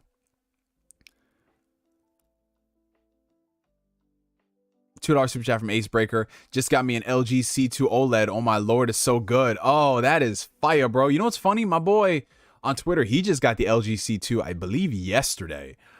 Dude, it's a dope ass TV. Like once you join the OLED gang, dude, you can't go back. You cannot fucking go back. You look at all other TVs and you're just like, shit, bro. But yeah, the OLED is definitely worth the purchase. It's worth the price. It's fantastic. And it gets you excited to go back and play different games and watch different movies. Ooh, especially if you have like you pair that with a nice 4K Blu-ray player that's got Dolby Vision and HDR10 plus. It's crispy, bro. I'm telling you, man, you get that OLED, get a 4K Blu-ray player that has those features, put on something like the new Coraline 4K, or put on Tenet by Christopher Nolan, dude, you gonna be sitting there like, fuck, man, this is cinema. What are your thoughts on the writer's strike? Necessary. 100% necessary. It's one of those things where it's so funny. You see a lot of people and they talk about the discourse of like whenever somebody goes on strike, whether it's the writers or the Screen Actors Guild or, you know, IATSE, like it's just so funny because these people are striking for basic decency, like basic human decency, wanting to be paid adequately for the work that they do. You know, like these as somebody who knows writers working in the business, these are not glamorous paid positions. They are not, you know what I'm saying? It's not really a stable source of income. It's similar to like voice acting as well. It's not a stable source of income. You have to work a ton, usually spending so many years spending more to hone your craft versus making a lot of money doing that. And then when you finally get to the stage where you're able to do that, you're working a ton, booking all this stuff. And it's like people equate that, okay, when they see an actor get like $40 million for a movie, you know, it's like, oh yeah, everyone in Hollywood gets paid that. When it's really not. Like all these people are barely making enough to survive. And so when I see the actors or the writers are striking for better wages, I'm like, yeah, absolutely. Because all these movies are making way more money than they ever have in their life. And if you're a writer and you're working on a TV show that's gone on to just break records and ratings and win all these awards, and you're still paying your writers like shit, and you have all these stipulations and you don't even want to talk about this, it's an issue, man. And you see what happens when they don't employ the greatest of writers to work on stuff. You get really trashy things. So yeah, I support a lot of the stuff that I'm seeing happening in the writers' strike. I think again, at the end of the day, the power comes from the people, you know, not just from the consumers. Like we can dictate what shows and movies that we want in terms of like how we spend our money, but these shows and movies aren't even going to get made if the writers don't get what they want, which I think is very important. And if you look at their list of demands, they're not these crazy out of this world, like, oh my God, they're asking for this. Like, no, they're asking for not only for things to be met in terms of like fair wages, but also to keep up with the cost of inflation, which is everything nowadays, right? Like $100 now is very different by comparison to $100 4 years ago in 2019. It's absolutely insane to think about. So yeah, if that means coming at the cost of, oh, this Marvel movie or TV show shut down production, I'm fine with that.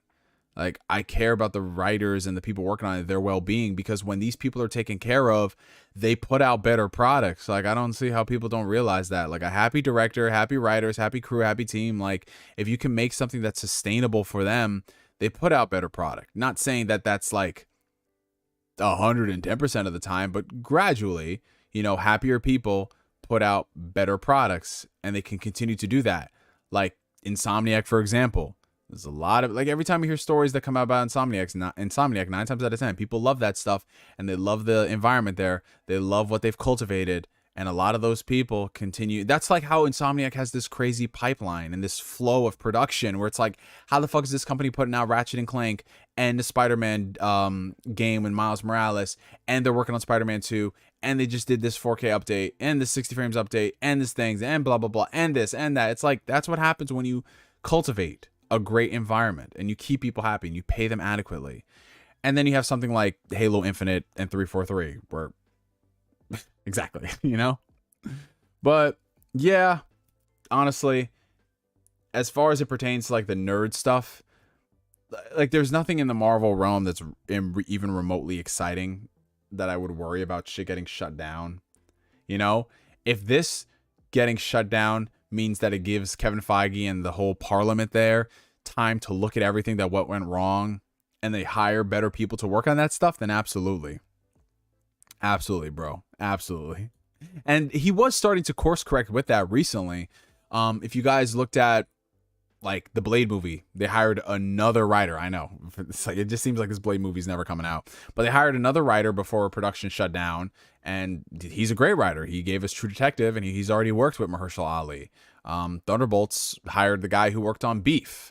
You know, like they're hiring a lot of these people to work on their projects. Like Fantastic Four got the writer from, I think, Avatar: The Way of Water, and he did a bunch of other stuff too.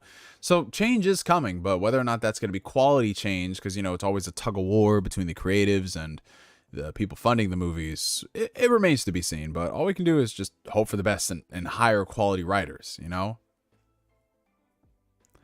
Let's see. $4.99 coming in from Blue Senshi. Shout out to Trash Panda, and no, I don't mean you, Chris. You said no dentist. Bet. This fucking guy. Shout out to all the Trash Pandas. Shout out to our favorite Trash Panda, Rocket Raccoon. Neo, are you going to see Oppenheimer? Oh, absolutely. I will be seated for both Oppenheimer and Barbie that week. You can say it's counter-programming all you want, but we are here for cinema, ladies and gentlemen. We are here for that. Problem is, people still buy products even when you morally shouldn't buy something. I can't believe people are still supporting Activision after what happened.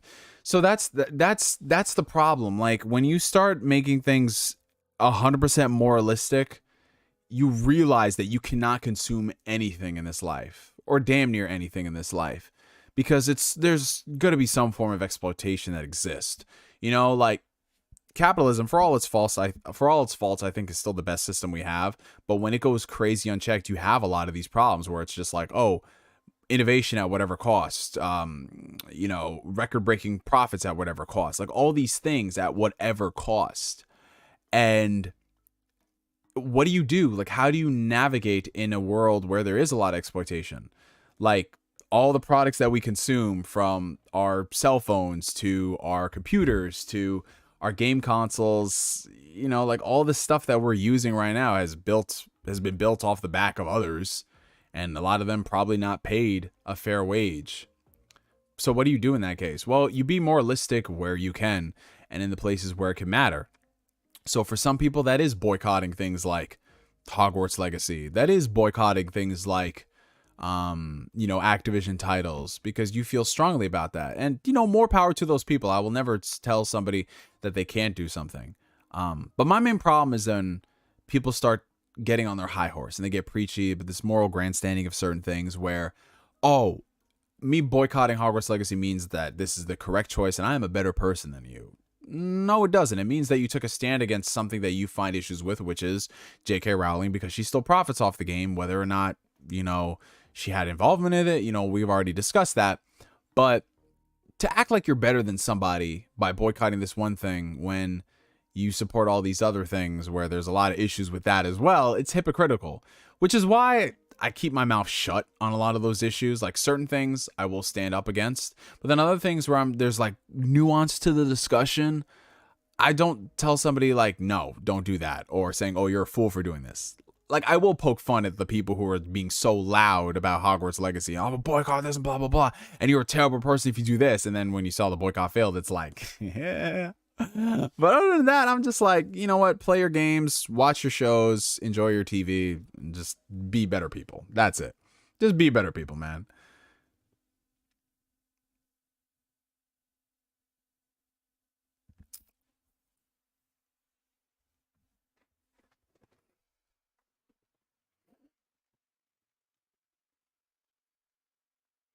But yeah, to finish up the discussion on the writer's strike, yeah, you're not going to feel the effects about this now, but going forward in the future, the next year or so of entertainment is going to be severely impacted if they don't come to resolution.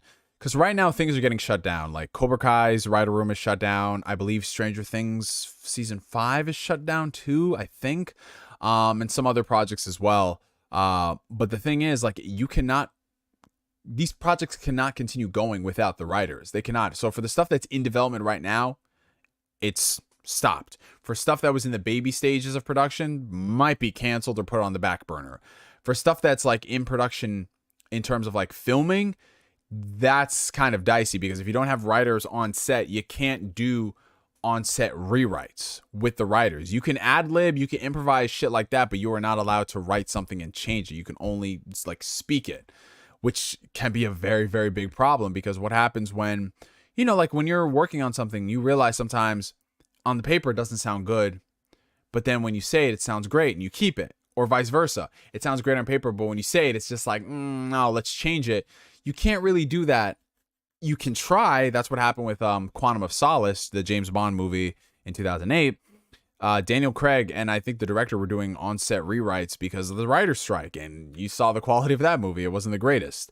But yeah, man, if this keeps going, just expect a lot of TV shows to be canceled, a lot of TV shows to be paused, or a lot of reality TV shows that are happening. The DCU is already in the mud. Well, thankfully, the DCU, it's not like they set like definitive dates that they have to run at for this stuff. James Gunn already said that like production is not going forward until we're satisfied 100% with these scripts, which is good. The only thing that really can be affected is Superman Legacy because they put a date for that movie. They put a date for July 2025. Now, depending on how long this strike lasts, that could be pushed, or the production might be crunched, which is a problem because like if everything went according to plan, production of this movie, like filming, would start at the beginning of next year. But if this strike continues, remember, James Gunn is not only directing it, but he's writing the movie. So if he's writing the movie, he's gonna make a lot of revisions over the next year, and he can't legally do that now. So we'll see. Is this why we're not getting Morbius 2 and 3? Yes, Flame. This is exactly the reason why we're not getting Morbius sequels in the Morbiverse. Where he just morbs over everything and everyone.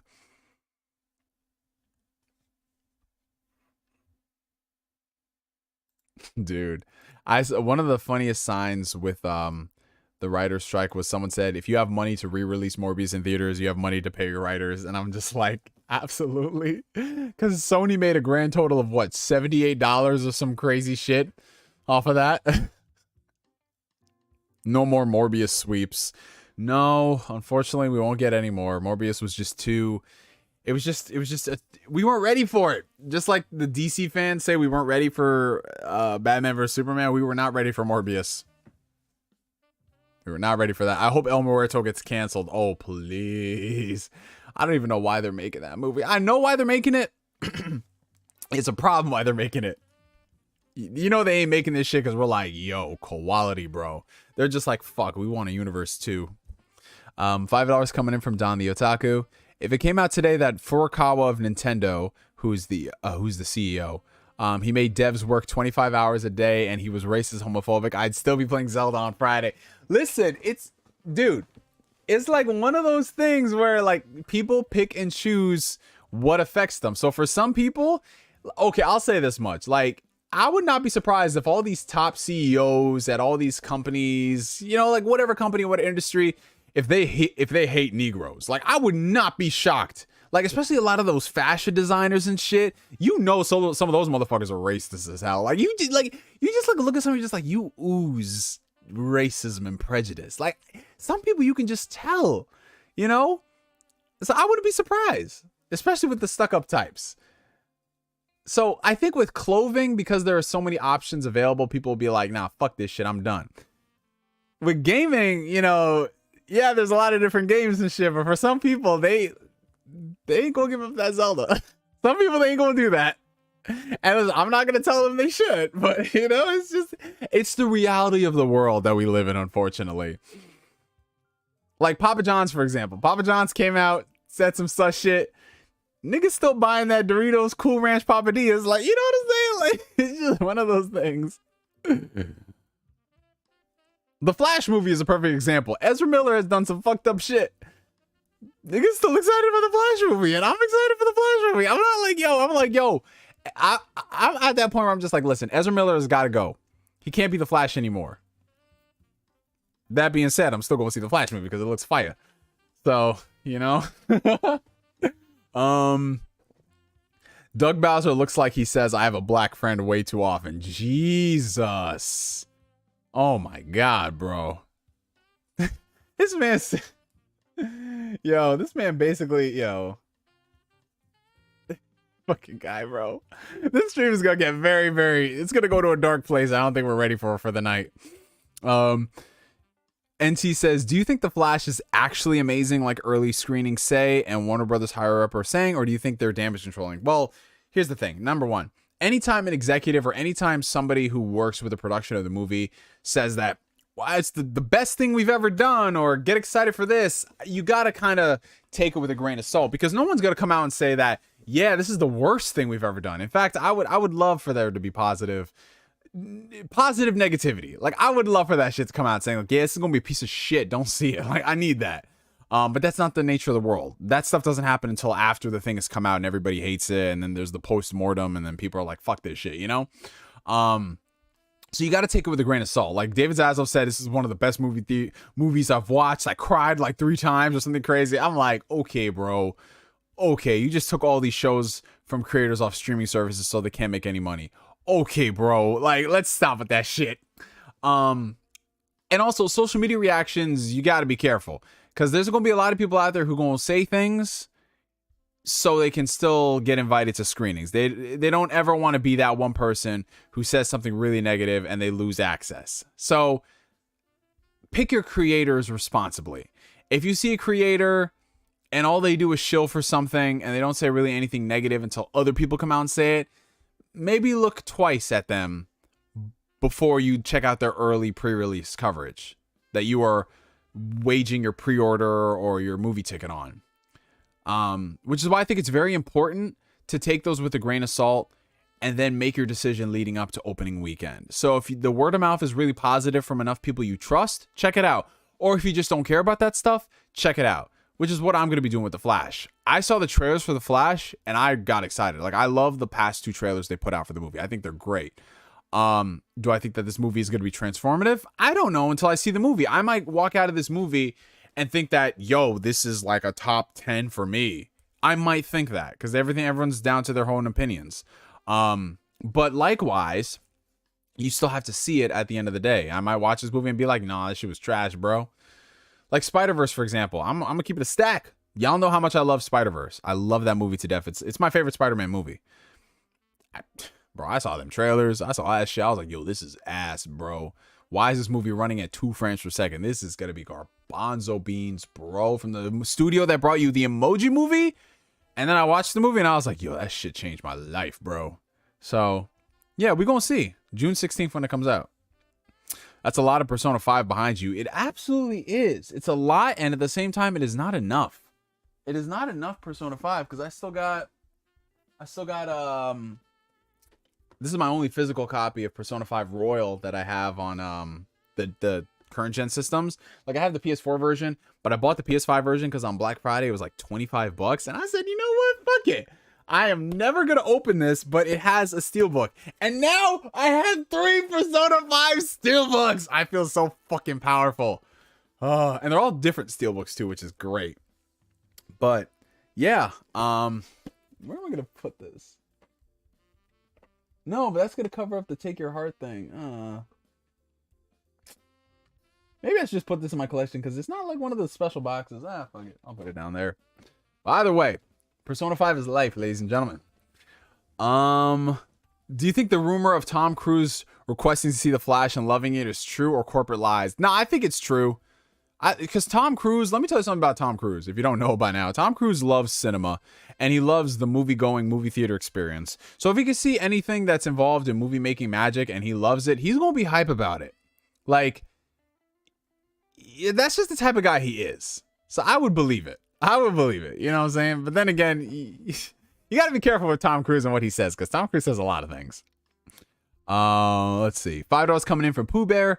I got my mom to watch A Silent Voice. She didn't think she would like it because it was anime, but she loved it, and now she wants to watch more anime. That is friggin' awesome, Pooh Bear.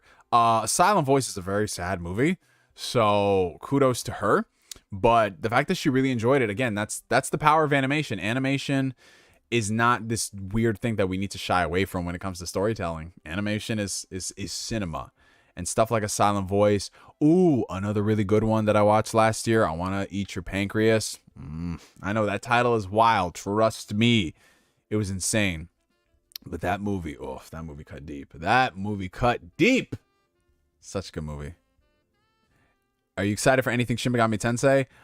No, I'm not, UG6. I'm not excited for that because what I'm trying to do here is jinx it so we get a lot of exciting stuff. Right? Because normally Atlas is trash when it comes to the anniversaries of their stuff. But if I say they're trash, maybe we might get something good. So I'm trying to help. I'm trying to help y'all out here. But honestly, if we can, you know what the weird shit is? Like, I would take a remake of Shin Megami Tensei 4. I would take that. You know what I'm saying? They might announce a Shin Megami Tensei 6, but at the same time, unless they're going to divert resources away from the Persona team, I don't think that's going to happen. I don't know. I'll watch it. I'll watch it at some point, Retro Lad. Let me get through the other stuff. I have like 5 or 6 different versions of Persona 5. Retro, you get it, my brother. There's like, for some people, there's some games that they will always buy just because it has different special editions. Like, here's the thing. Persona 5 Royal, I didn't want to get the next gen special edition. I was like, you know what? That's pushing it a little too much. I already have 2 copies of it. I don't need a third, right? But I did buy a physical copy because I wanted the steelbooks. And now I have 3 steelbooks to display. And when I get some more space, I'm going to have like a whole shrine dedicated to this game. Like, just literally, like, I'll have the steelbooks and I'll have them on display with like, it's gonna look beautiful, bro. I love it. Do you guys have a game like that where it doesn't matter what it is, you buy all this merch for it? Like, for some people it's Kingdom Hearts, for others it's Mass Effect, some people it's Halo, God of War. You know, one thing I want to do though, I want to start buying like video game helmets. I want to start getting stuff like Master Chief's helmet. I want to get Commander Shepard's helmet. I want to get like just all of these like iconic helmets from gaming, you know, like Fallout and shit like that. And just have it on display in a room. Like, I think that'd be really dope. Oh, God, yeah. You know what? For posterity, I should track down the PS3 version of Persona 5. Ooh, we have a $5 super chat coming in from Elitist Momo. Thank you. What's up, Neo? What do you want to see at the Xbox Game Showcase and the PlayStation Showcase? And do you think the Xbox event this June is make or break for Xbox? Okay, so as far as the PlayStation Showcase is concerned, we actually talked about it a little bit today. But one thing I want to see more than anything, outside of like the focus on their first-party studios and third-party deals, is I want to see that Spider-Man 2 gameplay. It's about time. The game is on track for 2023. I need them to show everything. I need to see why this is a next-gen Insomniac game, why this is like their first big... This is the first huge PlayStation 5 only title from Sony. Like, everything else has been smaller. Everything else has been cross-gen. This is the big one, and I want to see what they can pull off with the hardware. Xbox, on the other hand, I was going to save this for another video, but honestly, man, I don't got any hope. I don't got any faith for this Xbox showcase because I feel like it's the same thing every single year, you guys. And we've been at this, especially for the past couple of years.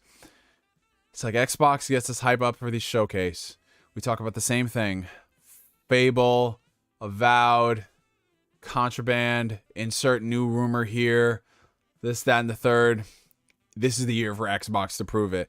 we've been saying this. A lot of people have been saying this for 10 years, but we have been saying this a lot since 2020. And I just want to be wowed. I want to be excited about owning an Xbox console. And I haven't been like truly excited about owning an Xbox console since like 2021, dude. Like 2022 was rough. And this year is even rougher so far. So it's sad. It's very sad, guys. Yeah, that's why I said the past decade. But for me specifically, because I didn't own an Xbox from 2013 to 2020, it wasn't that big of a deal for me because I was always on PlayStation, and then I got a Switch, and then I bought the Xbox again and I got excited for it. But 2020 showcase, 2021 showcase was great. 2022 showcase was the 2020 showcase was a problem. So out of all those, like, they're 1 for 4. And now we're going into another one. And is it going to be the same thing? Is it going to be like, wait for this, wait for that? Like, I'm tired, man. I need full on. Listen, and here's the thing. I'm going to say this. I know people are going to get mad about it. No disrespect, but no fucking AA indie games. No fucking passion projects. None of that shit. Listen, I love Pentiment. Hi-Fi Rush is a great surprise. I know you want a buddy partner with all these studios, but stop giving me sprinkles and icing, and you're not giving me the cake. I want the fucking cake. I want the cake. I want the peach. I want the booty, bro. I want it. I wanted Xbox, and you're not giving me that shit. And when you give me that shit is half-baked like Redfall. No. Like, we need the big budget AAA shit to show why the Series X is this monster, right? Like, we need that shit. Why the fuck are Sony's cross-gen games on PS4 running laps around your current-gen titles visually? I know some people are saying, oh, it's not all about the graphics, but motherfucker, it is 2023, about to be 2024, and the Series X, what graphical powerhouse has it shown off? Motherfuckers talk about Flight Sim. Talk about Flight Sim. Talk about FPS boost. Like, Horizon Forbidden West on the PS4 and God of War Ragnarok on the PS4 runs circles and laps around all these games. And it's just like, this is the best Xbox has got? This is it? This is fucking it. We're supposed to get excited about AA passion projects and random Game Pass partnerships. But the big shit that we've been waiting for since 2020, and I'm not trying to hear no excuses, bro. I'm not trying to hear a pandemic. I'm not trying to hear game development is hard. My grandma had to help work on this game. I'm not trying to hear any of that shit. I want Xbox to come with the smoke. That ABK Activision thing, the ABK Alicia Keys acquisition. I'd like to acquire Alicia Keys. My girlfriend said it was okay. Don't worry. Like, that shit is on the back burner now. You need to come with the smoke. You need to come with energy. I need to see Fable. I need to see Avowed. I don't even care if it makes sense to show all these games at once. Show all that shit. I don't care if they ain't coming out for 2 years. This is the only exception I will give them. You gotta show this shit. And show tangible shit of it running on an Xbox, not a PC, not with Xbox specs spec'd out on the PC. I'm talking about some actual hardcore cutting edge shit. And if they don't do that, bro, I'm sorry. Like, if it wasn't already, Xbox is designated to not even side chick energy. This is like worse than side chick. Is there a term that is worse than side chick energy? Like, bro, this is even worse than, you know, her posting you on social media, but you not posting her. Like, this is even worse than that, dude. And we can't do this. We cannot do this. And Xbox, listen, I'm seeing the Xbox fans, the majority of the content creators coming out, and they're angry. They're frustrated by Redfall. They are. I want that energy to be the same. And I will keep saying this until this point hits home. These corporate executives are not your friend. Listen, I love Phil Spencer. We buddy. We talk every now and then on Twitter. That man ain't my friend. That man ain't paying my bills. Listen, we outside. And when I come indoors and there's stuff competing for my time indoors, Xbox is not really competing for that. PlayStation's giving me that shit. Nintendo's giving me that shit. What the fuck is Xbox giving me? They ain't giving me nothing. And when they give me something, it's Redfall. And we gotta act surprised, and I wasn't trying to make this another rant, you guys, I'm sorry. But we gotta act surprised that, wow, we got it wrong with Redfall. We'll work hard for next time. Like, Xbox is not my child, bro. Microsoft is not my child. I am not the parent. I can't sit here and say, well, try better next time. Don't be sorry, be better. Like, I'm tired of this shit, man. I'm tired of this shit. When are you gonna deliver on the deliverables? Xbox has not given us a game on the scale of Halo 3 since Halo 3. Let that sink in for a second. Xbox has not given us a game on the level of the Xbox 360 generation since the Xbox 360 generation. They've had a couple of decent things sprinkled in, don't get it twisted. But if we talking like, man, this is the reason I bought an Xbox. What game? What game? This is rough, bro. This is rough. This is rough, bro. I don't even think I think Acebreaker would probably wear a condom if he was playing Xbox games. That's crazy. And I'm honestly, I'm tired. I'm tired of just making excuses. I'm tired of like, well, Phil only became the head of Xbox at this year and they need time to cultivate. Let that man cook. There's been enough time to cook, bro. There's been enough time to cook, make a bad meal, and then make an even better meal. Like, there's way too much time, bro. There's way too much time. There's been way too much time. You got to start asking questions. Because how long are you going to expect people to wait? You already made people wait during the Xbox One generation, and now you're going to make them wait until like halfway through the end of the series generation? Like, this October, November will be 3 years since these consoles came out, my friends. 3 years. 3 years. 3 years.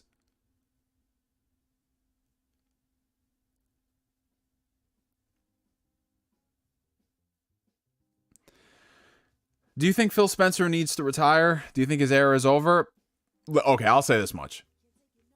If Starfield comes out and that shit has problems, I'm not talking like ass like Redfall. I'm talking like legit problems that you had to delay the game a solid, like, what did they delay the game? Like, what, over a year? And it still got issues? That's a leadership problem. Because you acquired Bethesda. You should oversee Bethesda. You should make sure that they have the support where they need it and everything's on point. But if it's a problem and we still talking about this shit going into 2024, something's got to change, man. Because I feel like we're bleeding money at this point. Like, Xbox is the backing of $1 trillion corporation and we're not seeing it? $5 coming in from Don Otaku.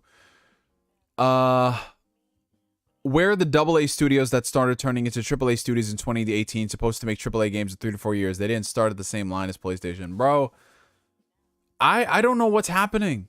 Like, I really don't. Like, all these studios have, at this point, like, 3+ years, 4+ years to work on a game and we haven't seen anything? Like, what is going on, dude?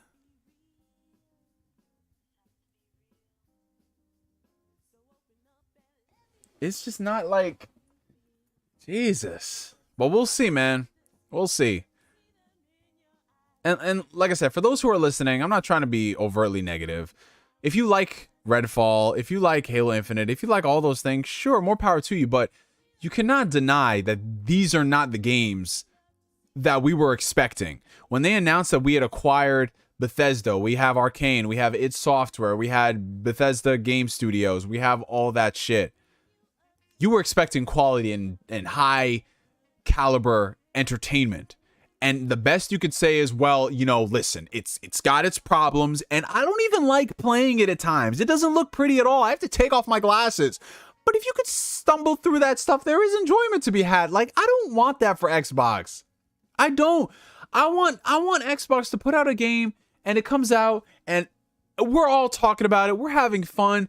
We're excited. You know, like, you go outside, the sun is shining, the flowers are flowering, it smells so good. You know what I'm saying? Like, you just like rekindled your relationship with your ex-girlfriend and everything is better. Like, your son got straight A's. You know, your father finally came back from the grocery store. Like, I want that energy for Xbox, but you know what I get from Xbox? I get me trying to work things out with one of my exes, knowing that it's not going to work out, but you still keep going back because you want to believe in hope. You want to have faith. You want to like all these things, and then you don't get that. That's what it's like being an Xbox gamer, bro. And I'm tired of it. I'm tired of it. Can we at least get that out on the table? Like this is oh man. Anyways, Dad, you're finally back. Yeah, it was a long line at the grocery store, and then they ran out of milk, so I had to wait. I had to wait weeks and years. $1.99 from Long Live Kevin Samuels. GTA 6 will have a $1 billion budget. Yo, I saw that today, and I thought they was joking. But honestly, when you look at the amount of money that Rockstar has put into GTA Online versus how much they've made on GTA Online, a $1 billion budget does not surprise me because they're going to make that shit back and then some. I got to wonder, though, what are you going to spend $1 billion on? I can understand $500 million, but $1 billion? Like, this better be the best looking game of all time. This better be the best running game of all time. This better be like, this is like some shit you would build a console around. A Rockstar console just for GTA 6. That is insane. $1 billion on just the game launch? Or they talk about for like support? I don't know, bro. That's going to be insane. Either way, I'm excited to see that. $5 super chat from Don Otaku. Name a AAA game that's not a sequel or remake that took less than 5 years to develop. You're one of these studios to pull off the impossible. Well, that's the thing, bro. That's the thing.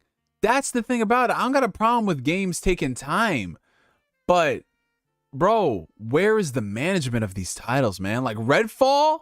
Like, I don't want them coming out and saying shit like, yeah, we should have managed this game better, bro. Like, what? No. You're charging $70 for this shit, bro. And you telling me, like, we should have supported our team better. And, yeah, it doesn't have textures. Motherfucker, I loaded into the game and there's no textures. Like, what? And I understand, like, game development is hard. And these things take time. But, dude, at some point, when is time going to run out for people's patience? That's the thing I'm trying to figure out. $2 super chat from El Cid. Praise the good old days of the 360. Yeah, the good old days, man. We ain't never coming back to that. Because the dog days are over. The dog days are over. They still cooking. Freaking 343 was cooking Halo Infinite for like, what, 6 years? And then look how that turned out.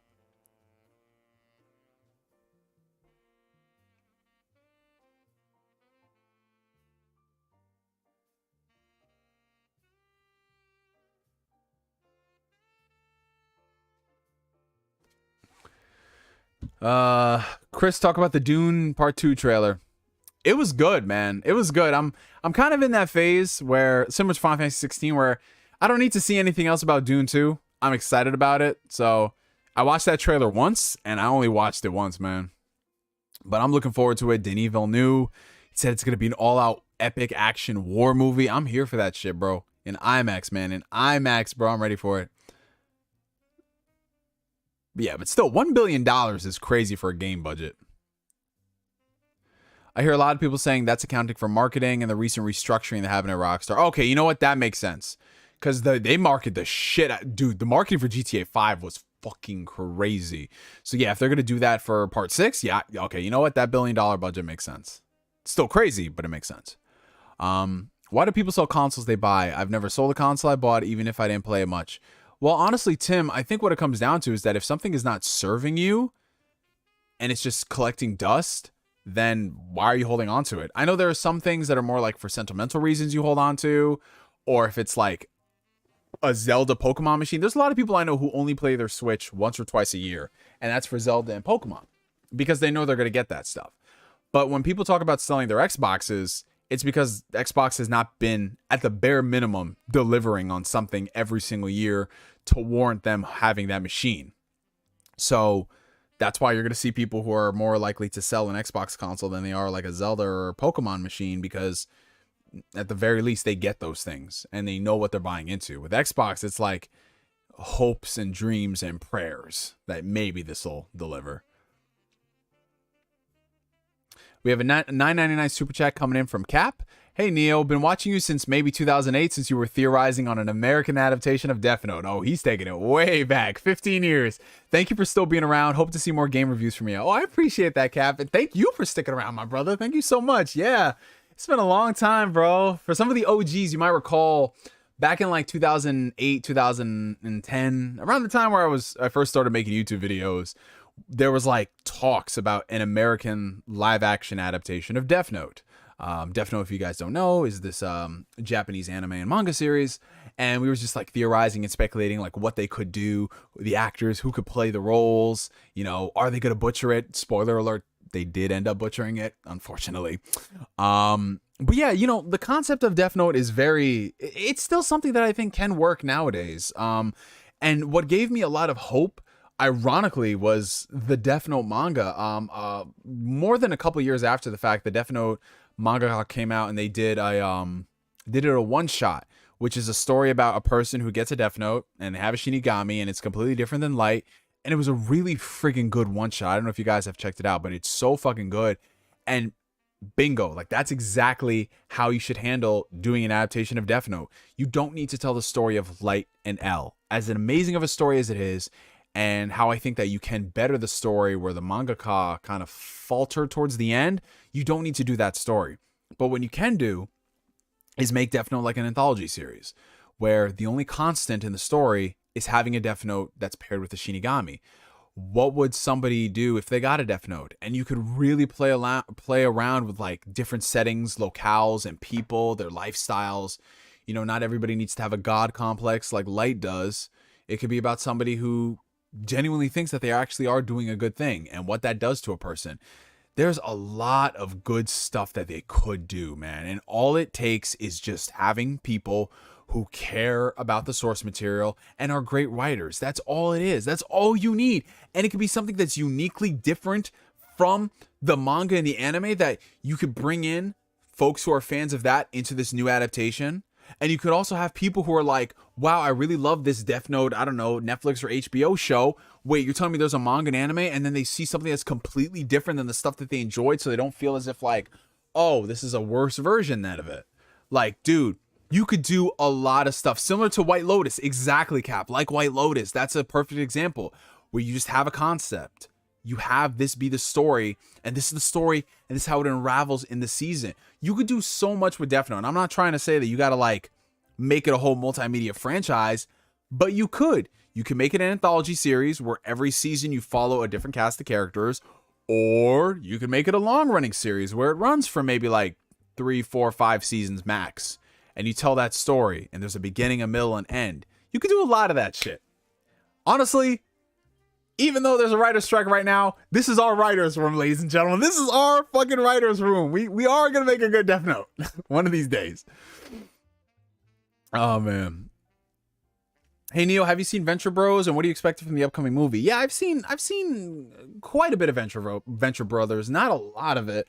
It's definitely one of those things that I do need to rewatch as an adult just to appreciate it in all its full glory. Like that's something I did a few years ago with like King of the Hill. I went back and I rewatched all of that show, and I was like, this show is fucking brilliant, dude.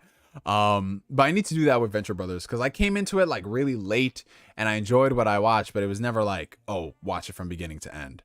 But yeah, I think I'll probably do that alongside Archer as well. Like those are two things that I need to do. Hey Neo, do you like the 2D HD games like Octopath Traveler and Live Alive? If you could choose a game to remaster and remake in that style, what would it be?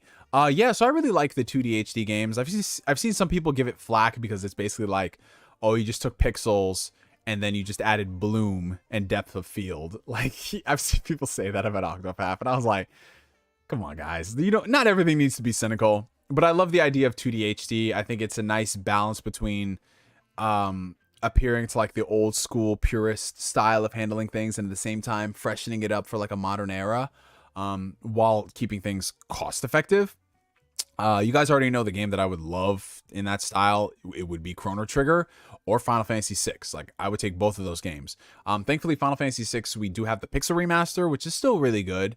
But a full-on 2D HD style, I think would be great. But since they already did that, I would take Chrono Trigger any day of the week. Definitely have Chrono Trigger, man. I would love Chrono Trigger in that style. Because I think if they were to do a full-on from the ground up remake of Chrono Trigger, that's huge in scale. I'm talking like on the level of Final Fantasy VII remake. That would have to, like, in order to do Chrono Trigger justice, it'd have to be on that level. Not in terms of like you needing 3 games, but you just needing like a huge team to work on it. Pokemon in HD 2D would be awesome. But honestly, I'd be happy if we just got a game-free Pokemon game that just ran adequately. That would be something I look forward to. Oh man, a game-free game that runs well? Oh, one day. The dream.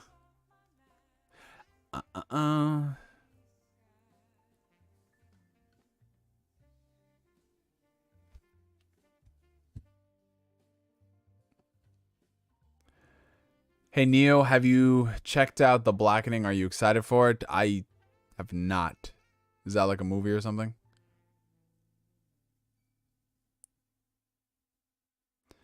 Advice when you're too depressed to do your hobbies. Oh, I've been there and I've done that, brother. Like that was definitely something. It happened to me a lot during COVID. It happens to me a lot like during breakups or just anytime I'm going through shit. Like I'm not that type of person where I can throw myself into work or my hobbies to get over whatever slump I'm in. It's definitely one of those situations where and I don't advise this for everybody, but I have to tackle it head on. So whatever it is I'm going through, like let's just take it if it was a breakup.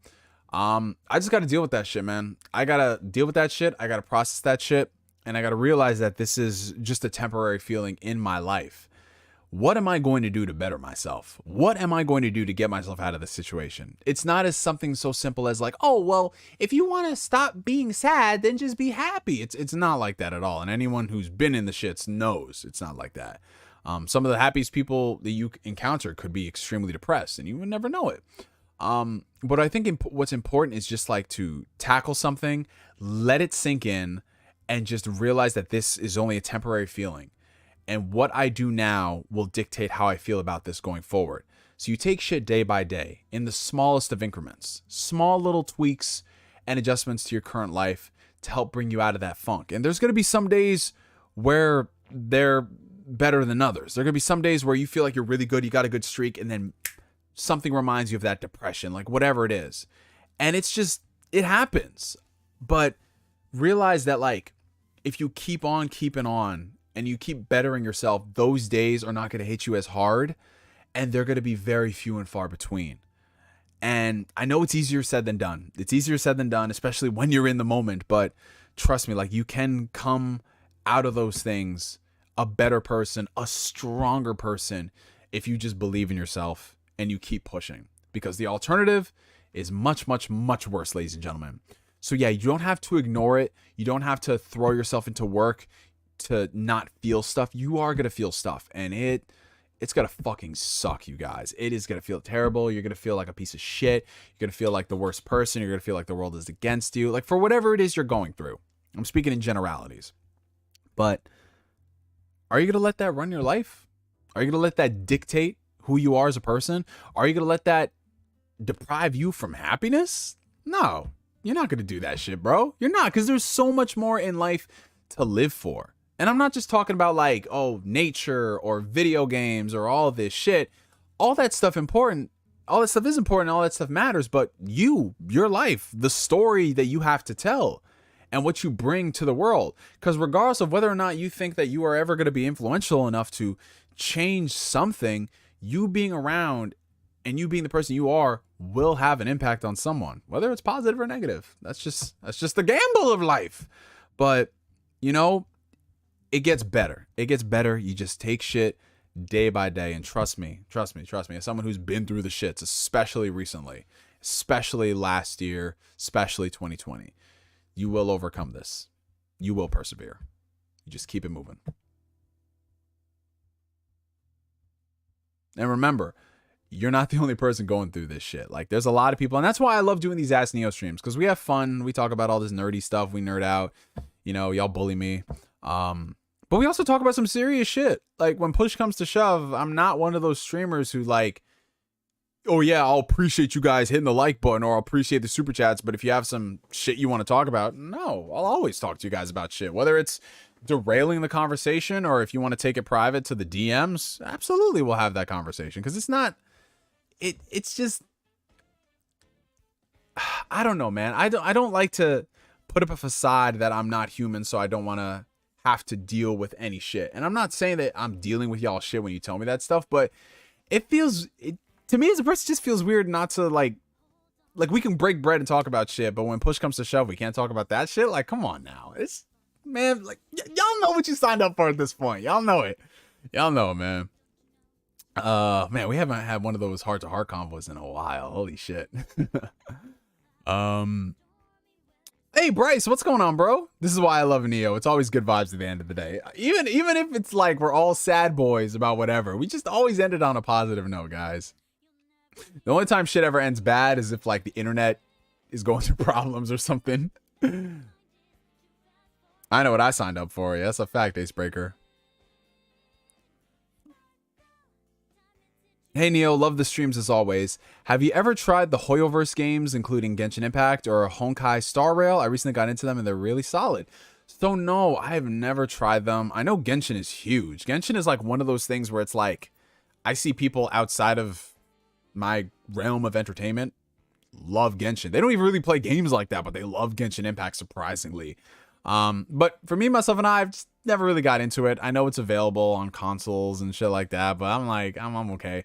I already have a hard enough time juggling the current games I'm playing, so me playing something like that, it's just like, woof. But, you know, I'm happy people are enjoying it.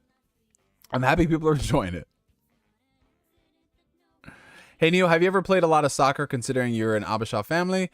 No, not really. I mean, I played soccer very briefly, like just like random games here and there during recess, but never consistently. You know what I'm saying? That's kind of been me with sports. Like I played basketball very briefly, tennis very briefly, soccer very briefly, but never like to the point where it's just like, yo, we running teams in this shit.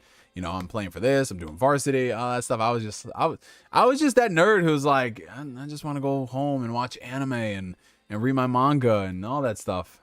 You know, and it's funny now. Like the older I get, and people see me, they're like, oh, "Really, you were one of those guys?" I was like, "Yeah." Like y'all can't tell. They're like, I had a really late growth spurt in puberty and all that shit, blossoming and all that stuff.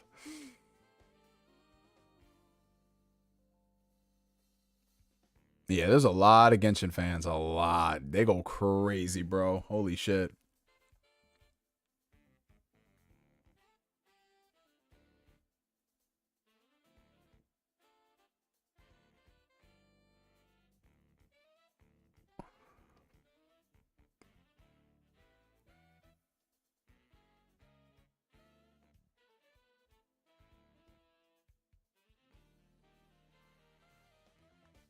Yeah, I'm sorry. I'm just going through group chats and shit.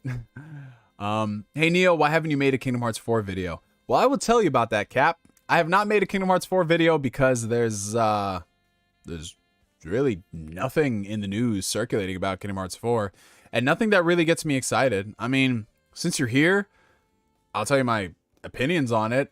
From the first time they showed off Kingdom Hearts 4, which was like, what? When did they show off Kingdom Hearts 4? Was that a year ago?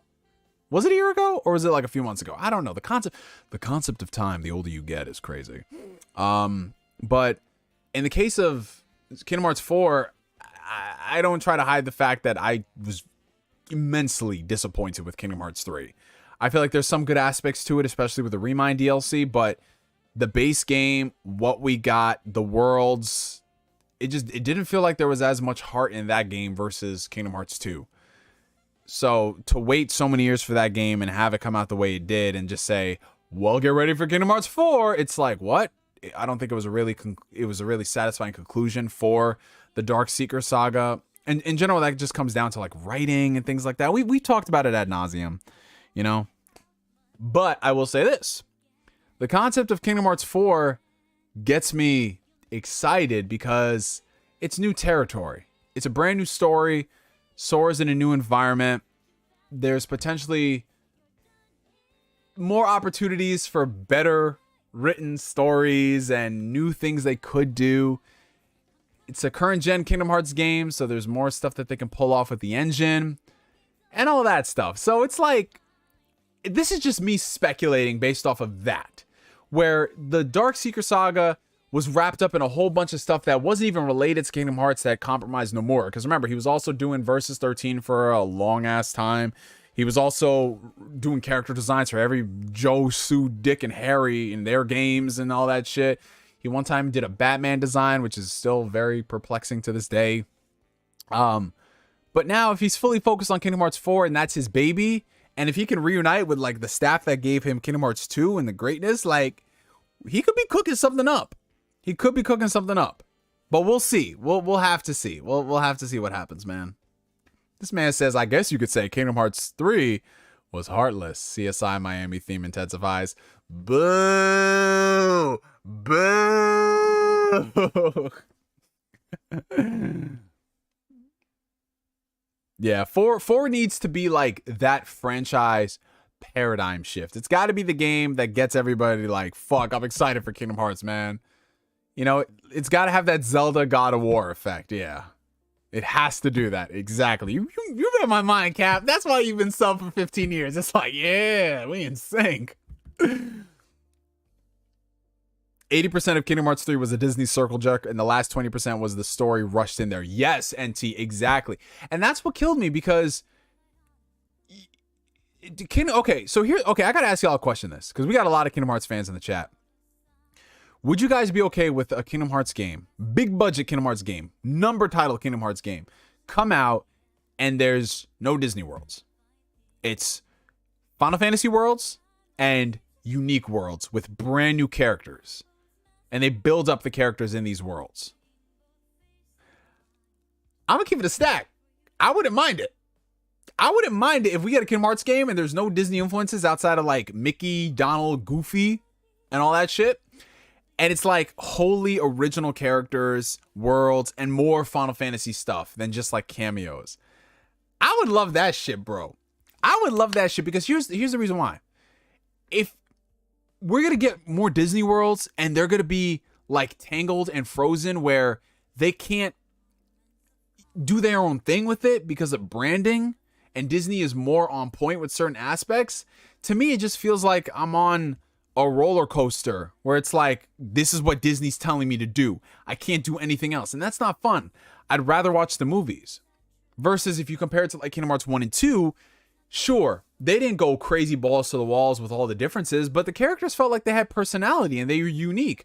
Frozen and Tangled, they were beautiful, but I didn't feel attached to the characters in the Kingdom Hearts versions outside of like, you know, Rapunzel and Sora are like a good combo. I like seeing them together.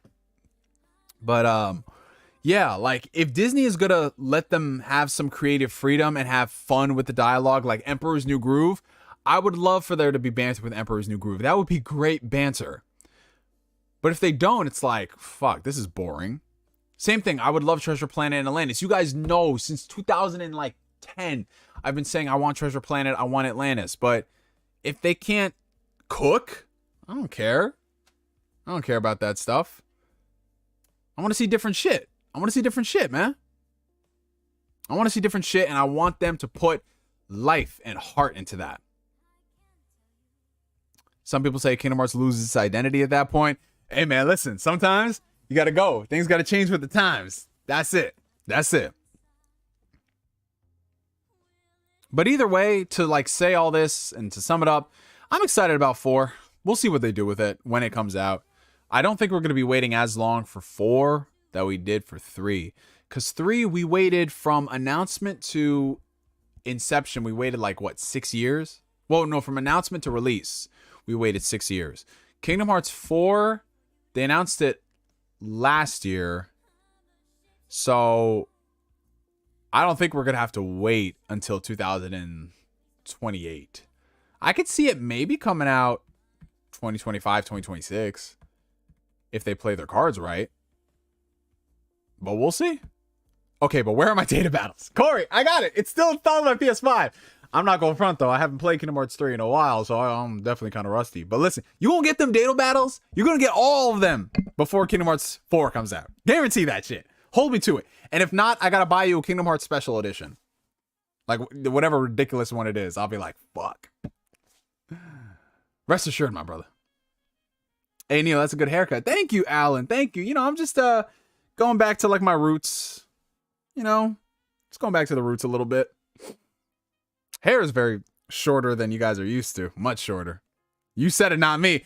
Listen, I got you. If that game comes out, if Kingdom Hearts 4 comes out in like, let's say 2026, I have 3 years to do all those data battles. And if I don't do it upon release, I gotta buy you that collector's edition. Or should I say upon the announcement of the collector's edition, because you know them should sell out. So if they're not done, timestamp it, May 9th, 2023. If I'm not done with all the data battles by the time that they reveal the special edition and it's up for pre-order of Kingdom Hearts 4, I gotta buy Corey Gryffindor that special edition. Like, that's it. I gotta say that. 2026. 2026. Which will be 20 years since the release of Kingdom Hearts 2. Fuck, bro. That's rough. Yeah, it's gonna look incredible. This man gets legendary or he's avoiding Zelda too. I'm not avoiding Zelda. I'm playing Zelda this weekend, bro. What you talking about, Bond? Timestamp this chat. Oh, listen, I timestamped it for you, Corey Gryffindor. I can't believe this jabroni started JRPGs with Kingdom Hearts. Yo, okay, so this is what I don't understand about Bond. Bond is the type, this is what I don't get. Bond is the type where he'll see somebody born in like 2010 and they say their first RPG was like, I don't know, freaking Final Fantasy VII Remake or whatever. And then Bond is going to be like, oh, you born in millennial gamers started with Final Fantasy VII Remake. I was around when they played Final Fantasy VII on the PS01. And I'm like, Bond, what the fuck? So because I was 9 years old and, you know, my first RPG, if you will, was the first Kingdom Hearts, this man Bond is trying to slander me. Like, Bond, I was 9, bro. I was fucking 9, not into this shit. Like, bro, all I was playing at the time was like Nintendo stuff, and I didn't look over at a PlayStation and be like, ooh, that looks interesting. Like, bro, I was playing fucking Zelda and Mario all those years. And then I got a PS2 and I was like, what is this shit? Jak and Daxter? What is this shit? Devil May Cry? What is this shit? Kingdom Hearts? And then from Kingdom Hearts, I learned about Final Fantasy. And my first Final Fantasy game was Final Fantasy X-2. And then after that, I played all the older games in the series. But this man, Bond, is always stuck on the first thing. See, Bond is the type where somebody bullied him when he was in 2nd grade. They said this nigga got like buck teeth or something. This man Bond is going to hold on to that for 40 years. Oh, you remember when you bullied me in 2nd grade at Pittsburgh Elementary School? I didn't forget. I'm like, nigga, Bond, yo. I can say that my favorite Final Fantasy is Final Fantasy VI. This man Bond is going to be like, oh, well, you started with 10 too. Like, bro, Bond, so what if my first Final Fantasy game was 10-2, nigga? Like, so what? So what, bro? Like, yo. This dude, Bond acting like he did something with that shit. Oh, you're Ruthven? This fucking guy. Hey, Neo, would you ever want to hang out and do something real life? Yeah, sure, I'm down. If y'all are around, like, the New York area or some shit, I'm down to hang out with most people except Black Bond. You know what the funny thing is? I've been trying to hang out with this dude, Black Bond, since, like, 2016. I remember, yo, me and my homies had planned a Six Flags trip, and I invited Bond. I'm like, Bond, we gonna be in Jersey, come through. And Bond is like, okay, cool, I'm gonna come through. So I text this man the dates and everything. And so the morning of, I'm like, yo, Bond, we about to be there at this time. Silence. I hit this man up when we get there. Yo, Bond, we here. Like, where you at? Silence. You know what I get a few hours later? He's like, I forgot I had my dad's cookout today. That's all this nigga said. This nigga didn't say sorry. This nigga didn't say my bad, bro. This nigga said, oh, I got a cookout to attend to. Like, this fucking guy, bro. This fucking guy. Man, I love Bond, but I'm also tired of Bond. Man, Bond is the type where, like, I'll save him from a burning car, but at the same time, if he's dangling off a cliff, I might have to think about that for a second. Like, that's just how it is dealing with Bond. Like, Bond is just infuriating sometimes, man. Shout out to Bond, though. I love the dude, though. Hey, Neo, you want to smoke some indica together in real life? Listen, we gonna all do everything, y'all. We gonna do everything together. Hey, Neo, do you think that the excitement we got back in the day with games in the early days will come back with the same quality this era? Honestly, bro, I don't. Well, first off, you have to distinguish between, like, the nostalgia and what's that versus the quality of games. But I will say this, though. I don't think gaming is ever going to reach the heights that it was back in the day. And for some people, that was the Super Nintendo era. For some people, that was the PS2. For others, it was the 360. But I think in terms of like the creativity that we got across the board, I don't think we're ever going to get that again because games are way too expensive. Games have gotten so expensive where in order to justify something's existence, it either has to be a really quirky indie title or it has to be a jaw-dropping AAA game or something Nintendo puts out. That's it. Like those are the three constants. Everything else in between, you're running a gamble, and that's what freaking sucks. Like the era, like Capcom is really the only developer out there that is willing to put out different games and different franchises of different scales and stuff like that. Everything that's coming out from like some of these other studios, they have to be big or else people ain't gonna care about it. And if you don't have an era or you don't have a console that gives you opportunities for those type of experimentations like Game Pass or PlayStation Plus, day and date stuff, you're running a risk. So I don't know, man. That era of gaming, I don't think it's ever going to be the same. Like, I think we truly peaked in the 360 era when we had shit like Mass Effect and Gears of War, Halo, you know, the Uncharted games, like all that stuff, Super Mario Galaxy. It was an incredible time. Now it's just, we'll be lucky to enjoy the games we have. And, you know, that's not to say that there aren't great games now. There are, you know, of different genres that couldn't have existed back then. Like, there's a lot of stuff in like the live service era that we didn't have back in the day, and some people really enjoy that. There's a lot of people who enjoy the overabundance of indie titles that exist, and that's great. But if we're talking like games coming from publishers, I don't think that. I don't think it's gonna get like that. How far are you in Resident Evil 4? I'm at the part with the giant bugs, and I said, nope, I'm taking a break. I'm about halfway through the game. Yeah, it is kind of a process for you to play that, but you played the other Resident Evils back to back, though.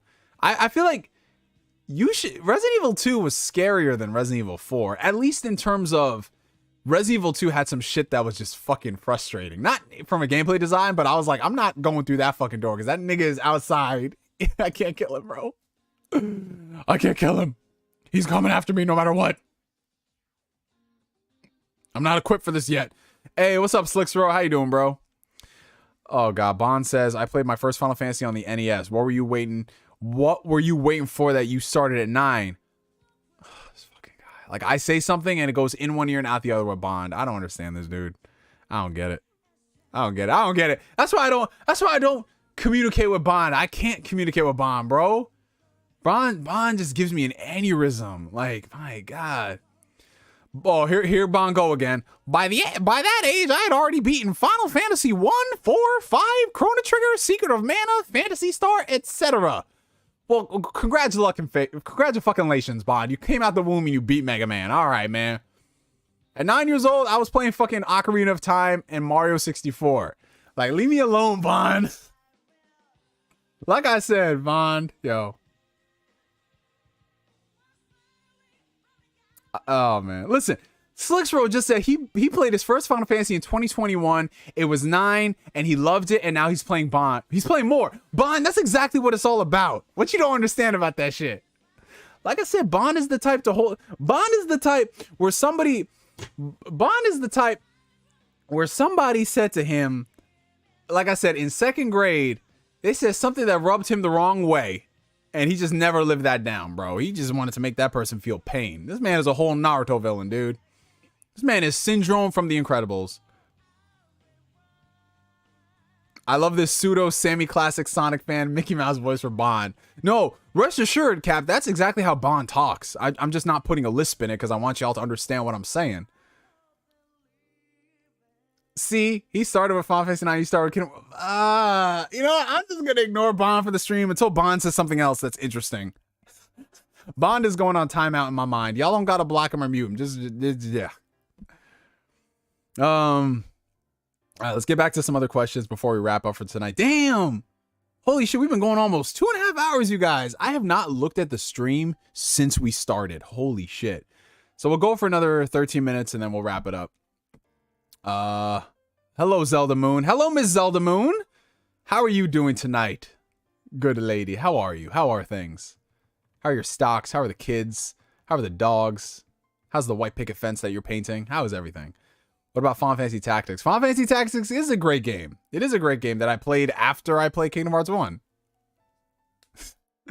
Neo, what do you think about PlayStation closing first-party studios? Should we be concerned about PlayStation not pushing for creativity? Okay. So this is a good 24-hour stream. We're not doing another one of those 5-hour streams unless we got like people making it rain super chats. That's the only thing. Because if you make it rain super chats like crazy, I start drinking, and then I make bad decisions when I start drinking, and then we're here for 6 hours again. But to answer the question, oh yeah, so PlayStation this past week, they closed Pixel Opus. For those who don't know, they developed Entwined. They also worked on Concrete Genie. That was their last most recent game. And it's caused a lot of people. Yeah, Maddie, we streamed for like almost 6 hours a few weeks ago. Holy crap, bro. That shit was insane. But yeah, let me not get distracted again. We need another ID at Xbox stream where I go downstairs and I make lunch. Oh, God. All right. But let me go ahead and talk about Pixel Opus before Bond distracts me again. That weirdo. So, here's the thing. I'm not gonna act like I'm fake mad about them closing Pixel Opus. I'm not. And I'm also say this so people don't think I'm heartless. My heart goes out to everybody at Pixel Opus and at anybody at any game studio who lost their job due to closures. That shit sucks. I hope y'all land on your feet. That being said, looking at this from the point of view as a gamer, I didn't play Entwined. I got maybe 30 minutes into Concrete Genie before I had to shut it off because the frame rate was making me sick. I'm not gonna act fake mad about this shit, man. I can't, because it's like they didn't really put out any games that I was interested in. Sure, there were some people that found enjoyment in it, and more power to it. But I'm not gonna sit here and act like I'm fake mad that they closed it down and use this as a commentary on PlayStation and, you know, how if they don't make games that are blah blah blah, then they're not gonna fund blah blah blah. At the end of the day, this shit is a business, whether we like it or not. And maybe all the people that were fake capping about Pixel Opus, maybe y'all should have bought Concrete Genie. That's all I'm about to say. That's the only thing I will say, because I'm seeing a lot of people come out here talking like, oh man, Concrete Genie, that game, bro. I'm like, did you fucking play it? Like, the only people that I'll ever tolerate saying shit like that are people who post the receipts, their trophies and shit like that. But like some of these other people out there trying to use it for commentary purposes, whether they're PlayStation haters or whether they're like Xbox people, like, no, stop it. Stop it. It's not like a Naughty Dog or whatever. Does that mean that we're going to get less interesting and unique PlayStation titles? Well, let's see what those other studios announce. If it's just all more of the same bland stuff, then yeah, maybe we got a point. But at the end of the day, similar to Japan studios, niggas ain't going out and buying they shit. And if niggas ain't going out and buying they shit, like, it is what it is, bro. It is what it is. It's, you know? 199 coming in from David Biglod. Did I hear vodka? I did not say those words, David. I didn't. But kudos to you for hearing that. David is definitely like, it's 5 o'clock somewhere. And mind you, it's like 10 a.m. in the morning. He's like, perfect. Bloody Mary and mimosas to go around. Hey, Neo, how's your girl? I don't know. Ask her. She's in the chat right now. All right. Hey, Mr. Fuzzy Belvedere. Mr. Fuzzy Belvedere is in the building. How you doing, Fuzzman? What's up, bro? Howdy, ma'am. I hope you're keeping Mr. GameSpark here in line. Wow. Joe, when am I never not in line? I'm always in line. Unfortunately, I'm in the line of waiting for good Xbox games. That's a long-ass line. At least Neo's girl has a legendary name. Well, good for you, Bond, and good for my girlfriend for having a legendary name. Still not going to play Legend of Heroes for a while. You know what I'm going to do, Bond, just to spite you? I'm going to be Cold Steel. I'm going to be Cold Steel first. And I'm having to be like, no! How dare you!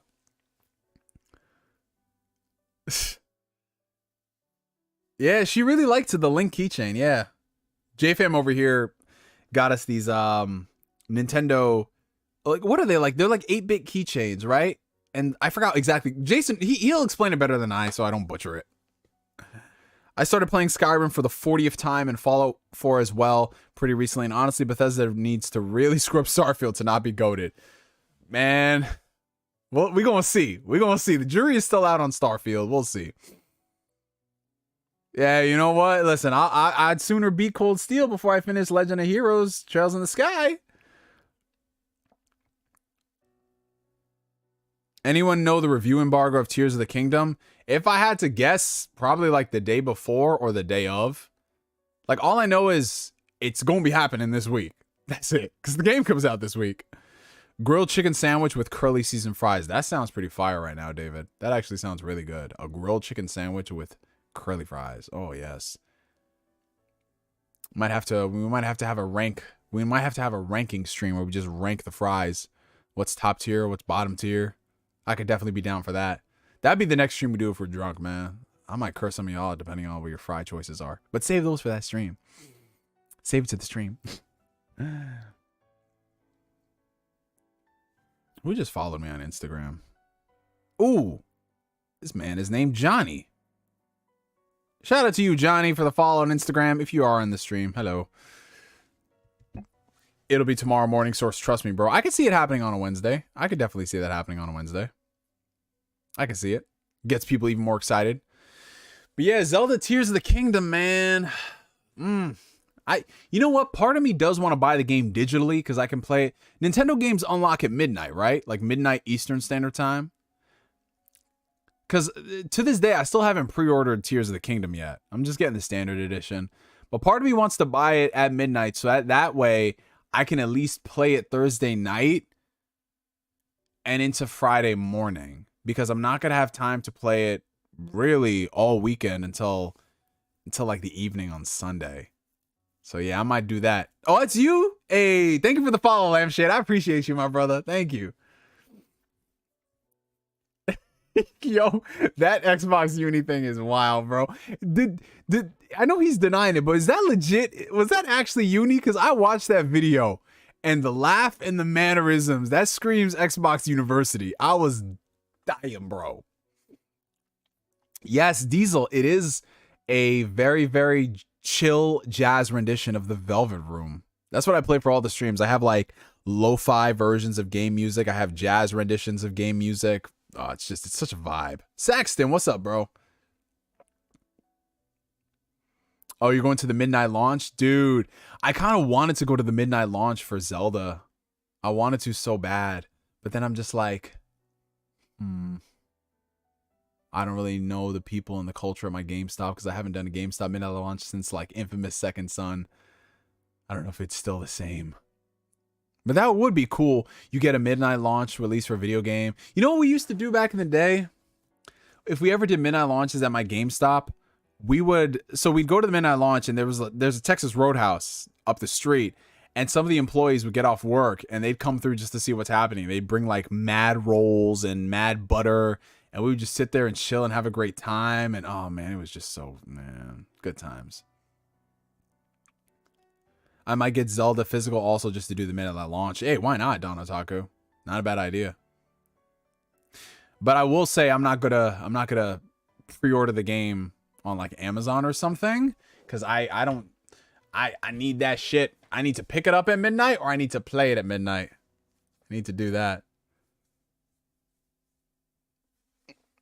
Miss Moon, if you didn't have work Friday morning, we could have totally done a midnight launch, but you work Friday morning, so that sucks.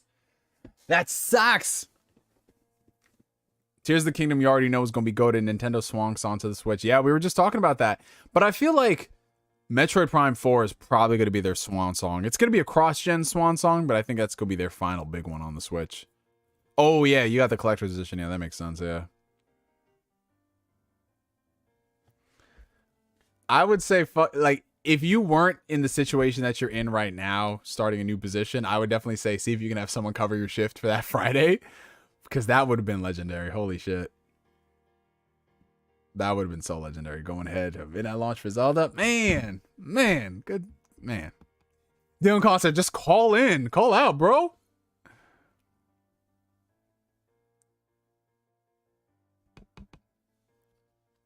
Pikmin 4 sweep. Oh, absolutely. Absolutely it is. Yeah, no, I think honestly what I'm going to do for Zelda, I think I'm just going to buy it. No. fuck, I might do that midnight launch now that I think about it. Oh. I might do that midnight launch. Jesus. Because I got a bunch of shit that I want to get rid of, like just old games I know I'm never going to play again.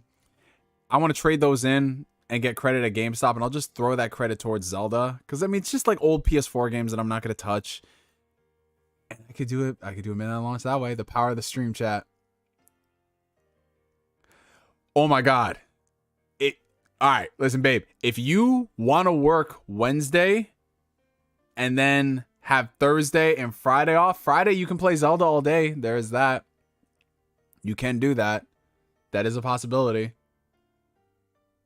I don't know if you're going to be up for it, but that is a possibility. Because if you get that day approved, we can do a midnight launch for Zelda. Oh, shit. Oh, shit. That'd be fire. Oh, shit. That'd be fire. Damn, my bicep pain looking crazy. Is Zelda Moon your girl? I don't know. I'm going to let her answer that question. Stream it. Yo. Wait, stream the live stream? We could do that. We could possibly do that. Stream from the iPhone. Yeah, we streaming the Zelda stuff. Have everyone in the chat like, yeah, we here in spirit. We could do that. Stream the midnight launch in the Velvet Room. LMFAO, am I? Well, I don't know. I can't take away your agency. It's 2023 and all that jazz. You know? I bet she's cute. Yeah, she is the most adorable little marshmallow in the world. But at the same time, she's also Dominican, so she's a very spicy marshmallow. Which is just the way I like them. But don't do Facebook Live because I don't want to go back to Facebook for that. No. It's going to be on YouTube, man. We need it for all the analytics. Well, I'm going to head out. It's been real until next time. Oh, see you later, B-Rex Media. Thank you for coming through to the stream, bro. Yes, spicy is great. Yo, I just introduced Jason to this Godzilla roll last week. That man's life was changed. I just saw that man go like, oh. Yo, that Godzilla roll, Jason. I'm telling you, that shit is fire, bro. Fire. The real question is, mango habanero spicy. Ooh, she can get pretty spicy, bro. I ain't going front. She can get very spicy. Mango habanero tier? I would say about that level, but there's some sweetness to it. So yeah. Jason, you're right. You're reading my mind, bro. Oh, take it easy, Guzman. Thank you for coming through, my brother, and have a steady shift at work, man. Being the dong father that you are. Yo, Pikmin 3 is the shit. I kind of want to go back and play that game, but then at the same time, I'm just like, I'll wait for 4. It's going to be some fire. I'm just saying that about everything. Tonight. Okay, so $2 super chat coming in from Flame. Neo status update. I did, in fact, get the bread. If we go to that midnight launch and we get bread, that would be sick, bro. Like, if they come through and do that, that'd be great. But yeah, let me think about it. I think I might do that midnight launch. I'll only do that midnight launch if my girlfriend gets her schedule change approved and we can go together and we can stream that shit. Because that would be lit. Check your Instagram DMs. Bond, I don't want to do that. What are you sending me?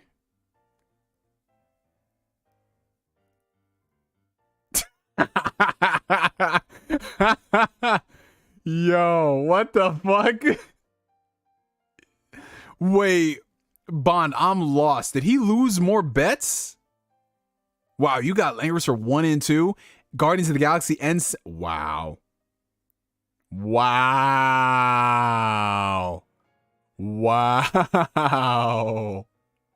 right, that was a good message from Bond.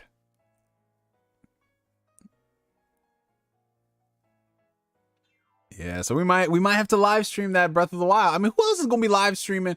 Okay, so first off, I gotta go ahead and see which GameStops in my area are doing a midnight launch for Zelda, because then again, I have to like pick and choose which one I want to go to. I might go to my local one just because I haven't done it in like 10 years.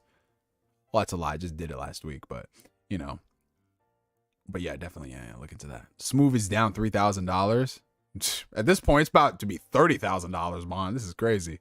Have you actually tallied up how much smooth as paid you out. Because, bro, what didn't he buy you like a PS5, a Switch, and all that crazy shit? Oh, you just saw Guardians, Rhino? Awesome, dude. I know that shit hit pretty hard, right? All right. Oh, I'm looking at the time right now, you guys. We are officially over 2.5 hours for the stream. Bro, that's the longest. This is both the shortest stream. No, it's a long stream, but at the same time, it feels so short because it feels like only 5 minutes has passed. But we got to wrap it up here for tonight, ladies and gentlemen, because we got shit to do. We got games to play that aren't Legend of Heroes, so you can stop asking about that, Bond. I want to thank y'all coming through once again for another fantastic stream. Appreciate y'all so much. Appreciate the support. Love seeing y'all, what you're doing every single moment of the day. Regardless of what it is, I'm happy you chose to spend those hours of the day kicking it with us in the chat. We will be back for another stream in the near future. And tomorrow in particular, I will be going live on somebody else's show. It'll be happening. I think they release it like later in the evening, but that show will go up and we bring in the smoke. We bring in the energy. Those are my stipulations. It's going to happen tomorrow. Just keep a lookout on Twitter.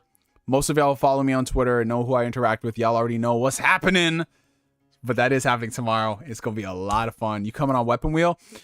So the thing is, a lot of people, and I really appreciate a lot of people asking, like, when are you going to go back on Weapon Wheel? I love going on Weapon Wheel. Weapon Wheel is awesome. It's like my favorite podcast to listen to. But the problem is, for the time being, I work Sunday evenings, and Weapon Wheel always goes live Sunday evenings. So we definitely have to be on a day where I don't work on a Sunday evening, or if I work earlier and then I come through for like 6 or 7 o'clock. But I'm always down to go on Weapon Wheel. It's just all about getting the timing right.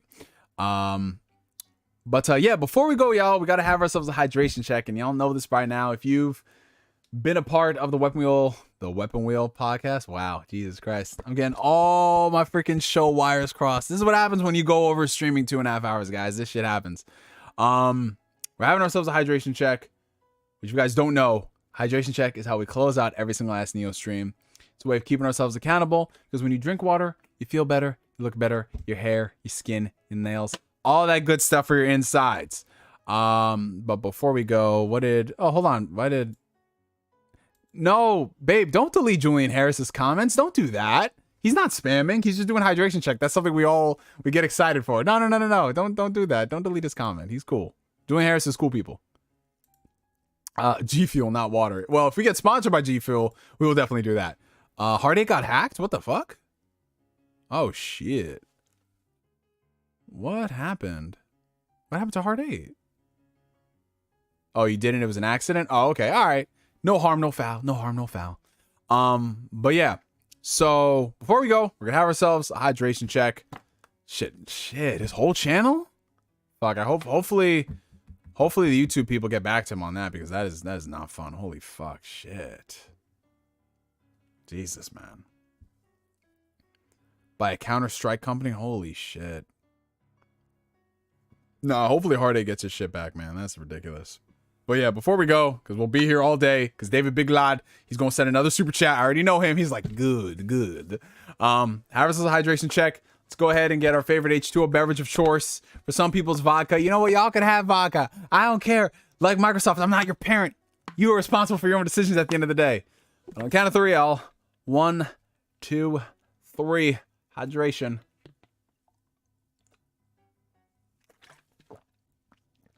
Oh, man. All right, y'all. So that's that. Another Ask Neo in the books, ladies and gentlemen. But what about whiskey? Hey, go ahead and do your thing, bro. Whether it's whiskey, whether it's bourbon, whether it's tequila, go ahead, have fun. Live your life out loud. You deserve it. But anyways, y'all, for me to you for now, my name is NGS signing out. And like always, I will catch you guys later. Peace out, y'all. Have a good one. Why the heck did this thing not even... You know what I really have to invest in at some point? I got to get one of those like the Elgato... Don't they have like the stream key dashboard things? Because that'll make my life so much easier, especially as we transition into different streams and shit. But anyways, you guys, for me to you for now, my name is NGS signing out. And like always, I will catch you guys later. Peace out, y'all. Have a good one.